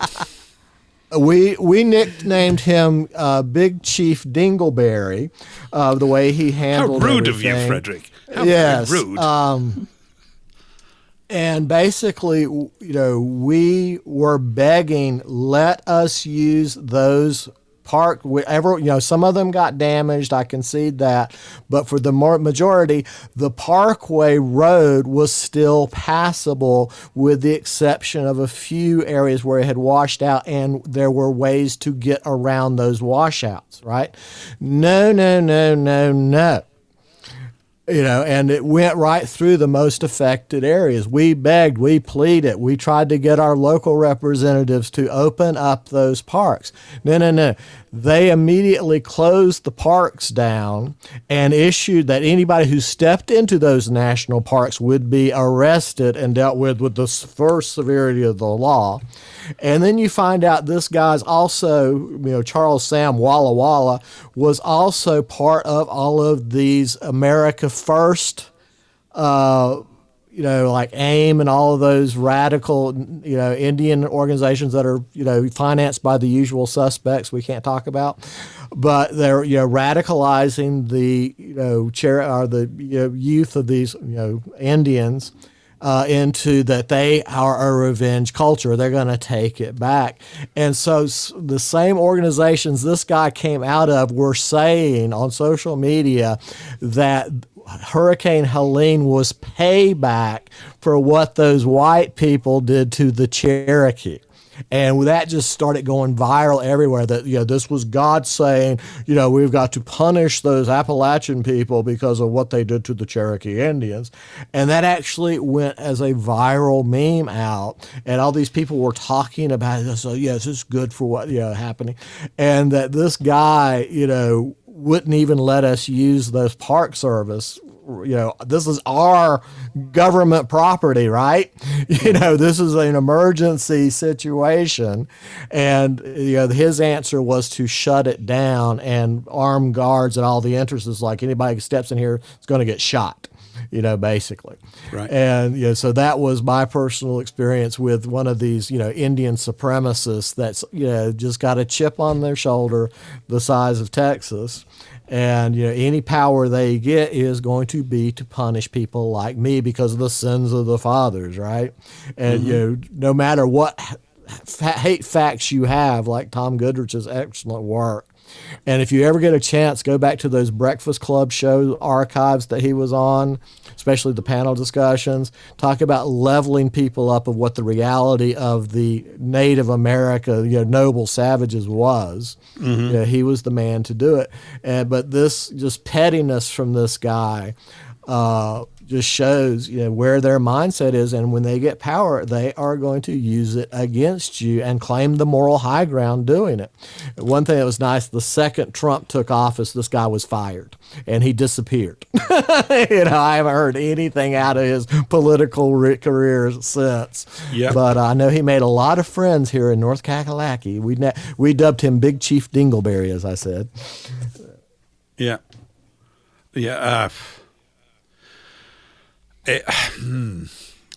There's a lot of themes in what you just said. Before I just want to jump on a point. Before I do, shout out to Mer Bailey. She's put in the Rumble chat. There's a link to a PDF of Scalp Dance, so you can naughtily go away and get it.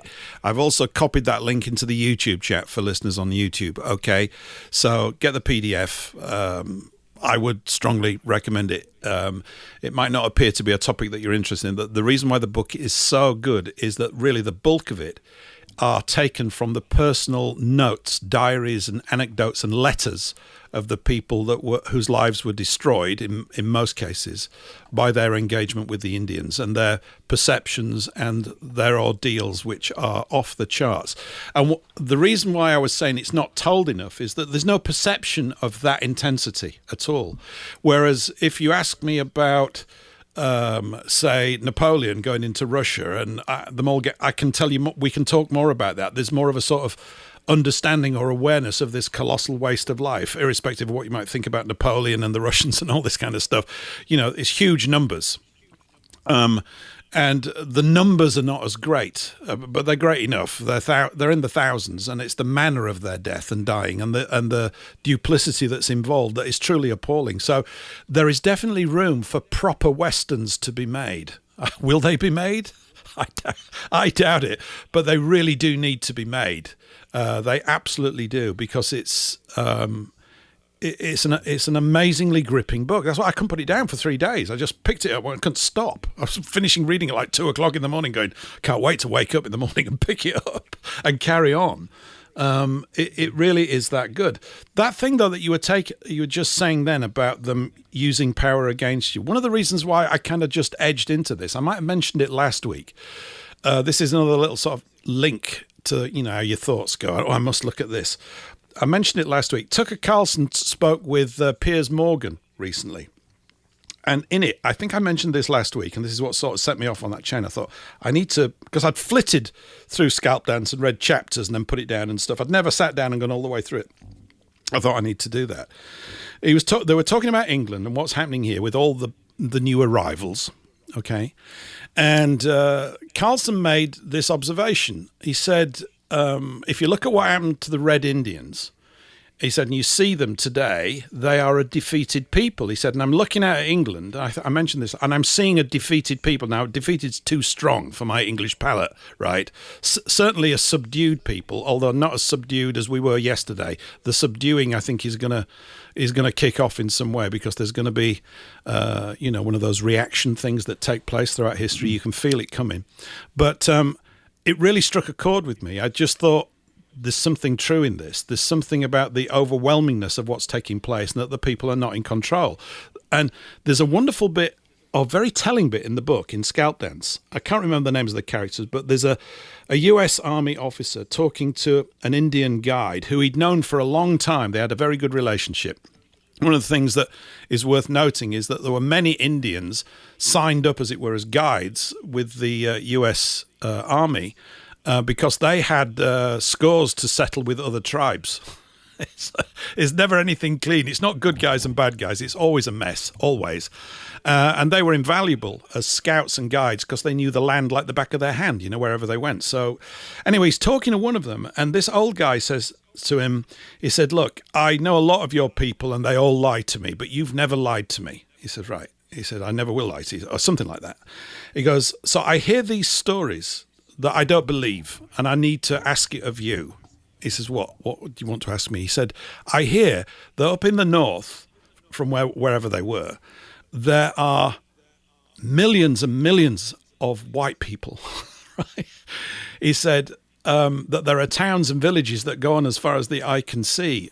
He said, they all tell me this, and I laugh. I tell them it's not true, but I'm asking you, is it true? And he said to him, He said, there are more white people than there are leaves on the trees in your territory. And the impact that this had on the guy it's like I think it's something like his head sunk into his chest. It's like all the life went out of him as he got the situation that they were in, that there was no way at all that they were going to succeed in a combative approach against this influx of Europeans. They were not going to do it. And he kind of got it. And it sort of, something inside of him, you could say, not that I've got a great deal of sympathy when you look at their behavior, but I'm observing it. It's as if his story of his people died at that point in him. He knew that they weren't going to have a story, anything like the story that they'd had up to that point. And you could say it's a jolly good thing, because the way they treated one another is abominable. Before we even arrived, I mean, it's not good. You know, you go in, and I noticed even in myself, I want to try and find elements of sympathy for their behavior. I think it's our condition. We're always wanting to sort of, you know, play with a straight bat and go, well, you know. And one of the surprising things as well, or maybe not surprising, but interesting to note, is the speed with which the Americans forgave the Indians once it had all been wrapped up. I think Tom says that America, was being a new country, wanted to get on with things, you know, didn't want to linger on this stuff. And the admiration that many of the US troops had for the sheer bravery, they are called Braves, and some of the exploits of them is astonishing. It really is. Their commitment to just waging war, no matter how much personally they were imperiled. So there's all these other threads and strands running through it. It just left me, as I said, with this impression that the real tale of that period of American history has not been taught. And maybe, you know, I get this impression from afar that Americans don't sort of immerse. You're always told you're a young country, which I guess is relatively true, but so much has gone on in it, and yet everything is about tomorrow and the future, as if there's almost, I was thinking, has there been some kind of directive to create a culture where people never look back and never seek to learn or to acquire knowledge from the past? Is that a useless observation, or is there an element of some sense in that? I'm just asking as a question. I don't really know. It's just a sort of feeling from a distance. Paul, this is Patrick. Hi, Patrick. Hi. BB needs to be let back in. He got kicked for some reason. Oh, right. I didn't do that. I wouldn't have done such a thing. Let me let him back in. That's, where is he? He heard what you were on about. Thanks, Patrick. Sorry about that, Frederick. I don't know what happened. This is like you getting kicked out of Twitter as well. What's going on? Are you in trouble? Yeah, you're a scoundrel. That's the problem. You scoundrel. I was minding my own business, listening intently, and all of a sudden I get dead air. And it's like, I'm not in there anymore. So I'll just cover that little question that I had. This observation. Is it sort of in the culture of America that there's not much about your own history? I mean, I'm aware of that big series that they did about the U.S. war between the states, Burns or whatever his name is. Ken Burns. Yeah, and I've no idea whether that's straight up, but I suspect that Tom actually has got a book. I think he co-wrote it with his wife on the war between the states, as I call it. And I've got to get into that one and pick that one up. But is there a sort of a cultural thing that you don't spend enough time looking at the past? What do you think? Because I think you might be a young country, but there's an awful lot gone on. Particularly, I mean, I realised from reading Tom's book, I'm going, this is interesting. I was galvanised because I thought, here's a huge hole in my knowledge about stuff or feeling for it. And Tom's book helps immeasurably with that. But do you think that that's a sort of pattern in other areas, or do you just sort of study history in a certain space, or is it not really part of the culture of America much? I don't know. Well, everything changed, after World War II, where suddenly, instead of civilization history being something to be proud of, you got that critical theory of let's tear it all apart, right, and talk about how bad it was. And so this entire post-war generation grew up with this white guilt-based, you ruined everything, look at all these these great civilizations you destroyed, like Native Americans. And it's like, no, they really didn't have the wheel yet. They didn't have a written language. These people, they're at the Stone Age, and they're not going to move past that, no matter how much money you throw at it.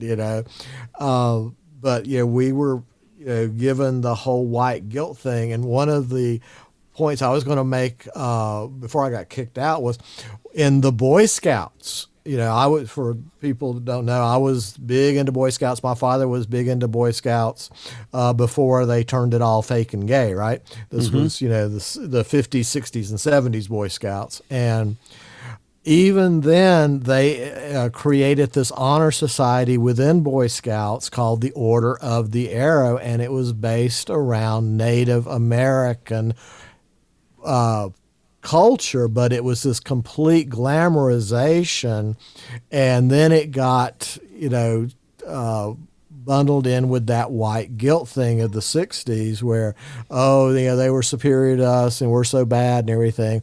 And so you had the best of your white males, the alpha males of your culture, being indoctrinated into this very Masonic order called the Order of the Arrow, that was just really a white guilt glorification of what was here before.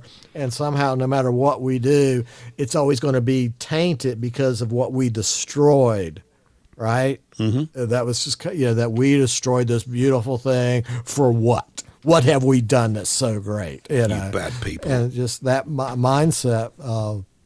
The big thing about American history that I found out is just how powerful it is with the textbook companies that are owned by the usual suspects that lie by omission. And that the power of lying by omission is key, that you can't bring up those hate facts, as I call them, because they may be truthful, but they're hurtful. And therefore, they can't be part of the narrative because they contradict the narrative. And this is, one of the big things I go around and around with our local university here, Appalachian State University, is because they have a strict no hate facts policy. And all those little, boss girls with degrees that, are pushing all of this, don't want to hear the facts. They want to indoctrinate those children into thinking like them. They don't want to teach children how to think. They want to teach children what to think. And all the little white boys, you're bad. I want you to think that over and over and over and over again. And all the little white girls, if you do anything traditional, you're bad. But if you're like me, a mean old boss girl that always gets her way and does what's right all the time, then you'll get positive feedback from your educators. And that is what these children are sent to. Is this Marxist indoctrination guy, LARPing as education from the government. Yes, that's the thing. Back to that government thing, that mind control of the government. That big illusion that says, no, this is what, our history will be because we said so. And it just gets into the whole, government as, do you really have a representative government with this democracy, or do you just have communitarian middle managements that once they get in position of power, they realize where the real power is, and if they want to keep that seat of power, they will do what they're told, not what they set out to do. And that is you're talking about great films, Occult Forces from 1943. Explains this perfectly. This is how the game is played. You think you have a representative. No, he is just there, she is just there to dictate policy from above. And spoiler, they want you and everybody like you dead and gone because there's no place for you in their new world order. And that's the big hate fact is, this is a genocidal cult that has people like you and I in the crosshairs because we don't fit into what they have planned after the Great Reset. Scoundrels. Scoundrels, I say. All you scoundrels out there. I love that word. It's great. I like to be a scoundrel. Scallywags and carpetbaggers and scoundrels. What's a jackanape? What's a jackanape? I don't know what that is. It's a lovely word, though, isn't it? As you were saying that stuff, what I was thinking was this thing about the content of the news cycle, right? So it's going on today, it'll be going on tomorrow, and it'll be going on for as long as we're around. The news cycle, the dramas of the news, the apparently important policy decisions that are made, the latest this, the latest that.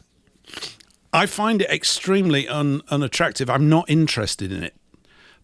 In other words, the content that they put before us seems to me to be irrelevant, because I suspect that most people don't see the context. It's just a great distraction. It's an extremely compelling one, and it's not that these events don't take place, and they're willing to do any sort of hellish drama in front of you to keep your attention fully absorbed, and it's a case of it puts you in a condition where you cannot see the wood for the trees. You have to work really hard to see it. Orwell said something about that, didn't he? He said, to see what's in front of your nose is really difficult. I'm paraphrasing badly. But to see what's right in front of you, what's actually taking place, particularly when we take into account what you were talking about there, the conditioning that takes place in these Marxist indoctrination centres called schools and education centres. It's no surprise. We did a thing here about a year back where we got hold of some of these exam papers that were floating around in the 19th century, both on this side of the pond and in America. And the questions that were on these exams for boys and girls aged 14, I think it was. They're amazing questions. They're amazing questions, right? Really challenging, wonderfully thought-provoking questions that the student would have to think his way through, or her way through, to actually come up with the right stuff. And you look at the stuff that passes for so-called education, and it's this context is a part of this. Everything is imbued, it seems to me, with a way of seeking to induce us with a guilt for things non-stop. We've got it over here, even now with the African slave trade. We've had this guy recently, Sir Lenny Henry, who wants £18 trillion. So right, reparations. For reparations for the slave trade. Now, that's fine. Okay, so if that's what they want, that's okay. But we don't need to pay it to them directly, because if they're due reparations for this slave trade, which is debatable, and I don't agree with it, but if you say that stands, then we are due back from the Muslim world way more than that, as way more Europeans have been enslaved by Muslims than we ever enslaved Africans. And that slave trade, by the way, is, of course, still going on in Africa and in Muslim countries right now. It's like all of the white girls that got put into Indian slaves. They killed, the men, but kidnapped the women. You have that aspect of it. And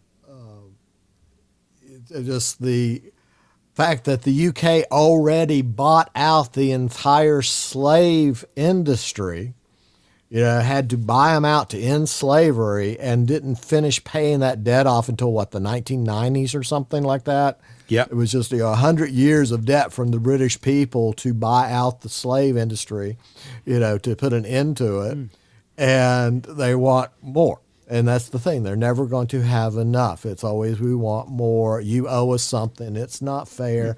And when you're dealing with a 70 IQ Somalian, no matter how many hate facts you have, you're not going to convince them. Their cognitive dissonance is too ingrained. And then the other aspect of it is you've got your bad agents out there that know they're lying, but they get paid to lie. I always like the Upton Sinclair quote of, it's difficult to get a man to understand something when his salary depends on his not understanding it. Yes. Right? Well, that's what we're facing all the time with everybody in so-called positions of power. They've all got to pay their mortgage off. And of course, they've got mortgages that are big, because they get off on a big sort of salary scale to start off with, and they can't let go of it. They won't see it. Is it, there's something in us as a race, as a culture, is it that we've got excessive levels of empathy for everybody else, and everybody else hasn't got any for us, and yet we've got so much empathy that we tend to ignore that and say, well, one day they will have. Let's keep pounding away whilst we get killed. Is there something like that And going on? that is one of those hard ones to swallow about race realism, when you Yes. start realizing what our grandfathers and grandmothers told us about race versus what our university professors and media tells us about race. Is these are hard-coded differences. And no matter how much money you throw at it, you are not going to change this. And Europeans have this suicidal empathy, pathological altruism, whatever Yes. you want to call it, Yep. towards everything, and it's not reciprocated. But they don't understand that. They don't understand how hated they are, because these people have been conditioned to hate us, not to have empathy for us. It's just amazing going back to Hurricane Helene, when you see a disaster happens, who runs in to save the day, and who sits back and says they deserved what they got. Then you write that down as racial divides. Yeah. And that's just one of those realities that we knew at one time, but we were taught a different way, and now we're seeing that. Well, that this isn't right. No matter how many times I was told this isn't the truth, and it's now dangerous. We're surrounded by people who hate us, and that's not a good position to be, especially when the food supply gets cut off. That's absolutely right. Yeah. But of course, because it's not so much that people don't study history, it's worse than that. They think they have. They think they have studied history, but they've been given the neutered Marxist version of it, which puts them in a bad light, and they've absorbed that. And so when you come along and say, you might want to read this or you might want to do that, of course, you're immediately a hater, because you're about to take away their, what do you call it, their white knight in shining armor status. I'm here to save everybody. Yes. I can do that. We can do that. If we're good to everybody, they're going to be good back to us. It's a nice idea. I wish it were true. But you say, well, you might, if you care to read certain chapters of history, you might be disabused of that, what I consider to be false notion, because it's false, because the evidence doesn't exist to support it. And therefore it is just a notion. It's not a truth at all. And so the actual story is still not being told. And I don't even mean the story just in the past, although that does need to be told better, as we're just touching upon here. I mean, there's just rivers of treasure in our past as a race that is not known broadly and widely and deeply enough by anywhere near the amount of people that need to know it. But in terms of the story that we want to tell from now, but we can't start telling that story because so many people in the audience are spending more time putting energy into looking after people outside of their own people than they are loyal to their own people. I don't know why they can't. Who's going to help everybody? If we're the helping people and we get wiped out, who's going to do the helping? I mean, there's, these are harsh truths. It's a grown-up conversation. Is it allowed in the communication space of England right now? Probably not. This is relatively tame compared to how we used to talk 10 or 15 years ago. We're sort of, I know I'm conscious of self-censoring. There's bits where I'd really like to unleash a lot more things. You still, we believe, have a little bit more freedom of speech than us, but you can see the same process going on. It's just in a different way, doing different conventions to shut thinking down all the time so that it literally fades from the memory. And it's, people without their history are a lost people. But doesn't it require some gumption and courage to get in there, which is a quality that people need to invoke? I mean, I just find it all the time. I understand it logically, why people respond in the way that they do. They don't want to be a troublemaker. But I think they need to be troublemakers because we're in so much trouble that your small amount of trouble is like a drop in the ocean. You need to start practicing telling the truth a bit more and become a scoundrel, as Mencken said. You won't be believed, but at least you'll know. At least your soul will be operating cleanly, and that's worthwhile. Even if on such a small scale as the individual, that's how it all starts. Right, and this whole idea, to go along to get along and live and let live, and all of this kumbaya mentality that people are going to respond to you in kind, and that doesn't prove out in the real world.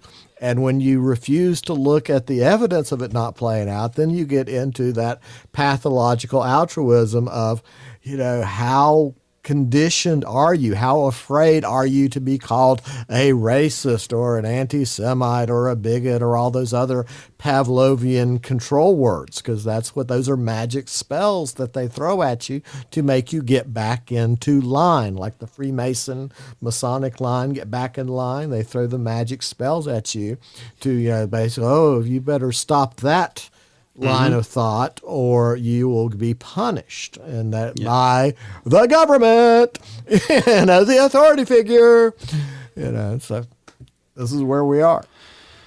I know. I heard a phrase the other day from an English guy, really good interview. I've forgotten his name now. I've just subscribed to him on Twitter. Really good thing. And he was asked this question about being a racist. I think it's a great word for discussions at the pub every night of the week, to be quite honest, because there's so much charge on it. And he was saying things that I and many here, no doubt, have been saying for quite a while. My stance is that everybody's a racist. What does it actually mean? It simply means that you've got in-group preferences, don't you? And tragically, it would appear that a very large percentage of effectively subdued white people don't have an in-group preference. I mean, is it too harsh to say that if you're not a racist, you're a race traitor, irrespective of whatever race you're in? What do you think? And that's the reality of, the civil war that we have going on in every white nation. Is the white people who have come to understand race realism and the white people that are still playing social justice warrior, thinking that they're allies with all the non-whites against Team White. And they don't realize that as soon as these people get power, they are going to be treated the same. They don't care that you're a liberal. They don't care that you did all the right things and you recycle and, donate to the NAACP or whatever. You're still on that team. Your bodysuit is your uniform in this civil war. It's why I think, spot on, absolutely spot on. It's why I think I found scalp dance so focused in that area, because the Indians lie. They lie about what they're going to do. The minute they're behind the bushes, they're stabbing and killing people and cutting them to pieces. It's like it's right in front of our eyes. And yet, for some reason, huge numbers of eyes that are in the heads of white people don't see this. There's some weird thing. I think it's weird. It's not the right word. There's some dysfunctional process that's built up in our people that stop them responding in a healthy way to threats. They now view themselves as a threat because they're not being kind enough. If only we were kinder, it would all sort itself out. Really? How much kinder can we be? And no, everybody's concerned about migrants, even while they're saying, we're divided. There's still, you get these people marching around saying, they're all welcome here and this, that, and the other. They haven't got an ounce of energy for their own people. It's and that's what's hard is, getting 100 people together to go do a Saturday's work for disadvantaged families, blah, blah, blah. You can do that. Samaritan's Purse is a perfect example. You got thousands of white guilt Christians out there saving the third world and everybody who hates white Christian America. And if you try to get them to spend a weekend helping a family member, that's out of the question. I'm not going to do that, but I will go help these total strangers because I can virtue signal off of that, and that's probably, we got to reinforce our family units and our own people, and that's what's lacking is everybody's putting their resource into people that want you gone. And that's in a zero-sum game that doesn't have a good output.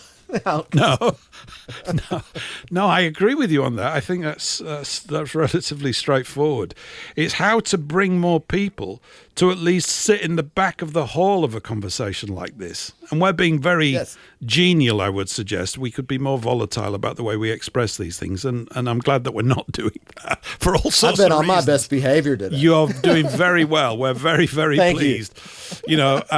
Because you come into this weird space, you try and point out to people, you do realise that sort of freedom of speech and the Magna Carta and everything came from here. No, it's not important. We've got to love everyone. You just go, what? Why do you think we're able to do what we can do? It's this thing about speech, again, if you suppress it, which is obviously what's going on here, to remove, you can't say certain things. That's the beginning of the destruction of your culture, because you haven't got people that, I'm a free speech absolutist. Absolutely. You've got to let people speak and say things, because if what they're saying is idiotic and stupid, then that will become self-evident pretty quickly. The more stupid it is, the faster everybody realizes how stupid it is. But when you're suppressing dissent against that stuff, and we are dissenters against the so-called status quo, simply because we've never been invited to participate in it, because we're peasants, you see. What would you possibly know? We've got a much stronger feel for the direct sort of energy of life amongst ourselves. And I'm glad I'm a peasant. I've always said that, the only way the peasants are going to get out of the doo-doo is through fellow peasants. There's no other way to deal with this. Absolutely no other way at all. Yeah. Absolutely. Well said. Well said. Frederick's been an absolute delight. I've loved it this week. It's been absolutely brilliant. We'll have you on again in a month or so or something like that. And where can people catch you? RBN, thank you so much for having me on. I have thoroughly enjoyed this. You guys are great. I always enjoy this. But you can catch me on Saturday nights on the RBN Saturday Night Snack Shack at republicbroadcasting.org, and that's 7 to 8 Eastern, the Blackbird 9 Saturday Snack Shack. Cool. And that gets restreamed on Radio SOAPBOX at midnight, Saturday nights, just to let you know. We'll be back again. Great. Thank you. Yeah, no, it's cool. We'll be back again. Same. Thanks to Eric, to Patrick, to Paul, and to our good guest this evening, Frederick. It's been brilliant. And to all of you in Rumble and YouTube, we'll be back again same time next week. Keep good, keep safe, and all that kind of stuff. Keep on thinking, and let's get ready to go food bonkers over 2026. We'll see you all next week. Bye for now.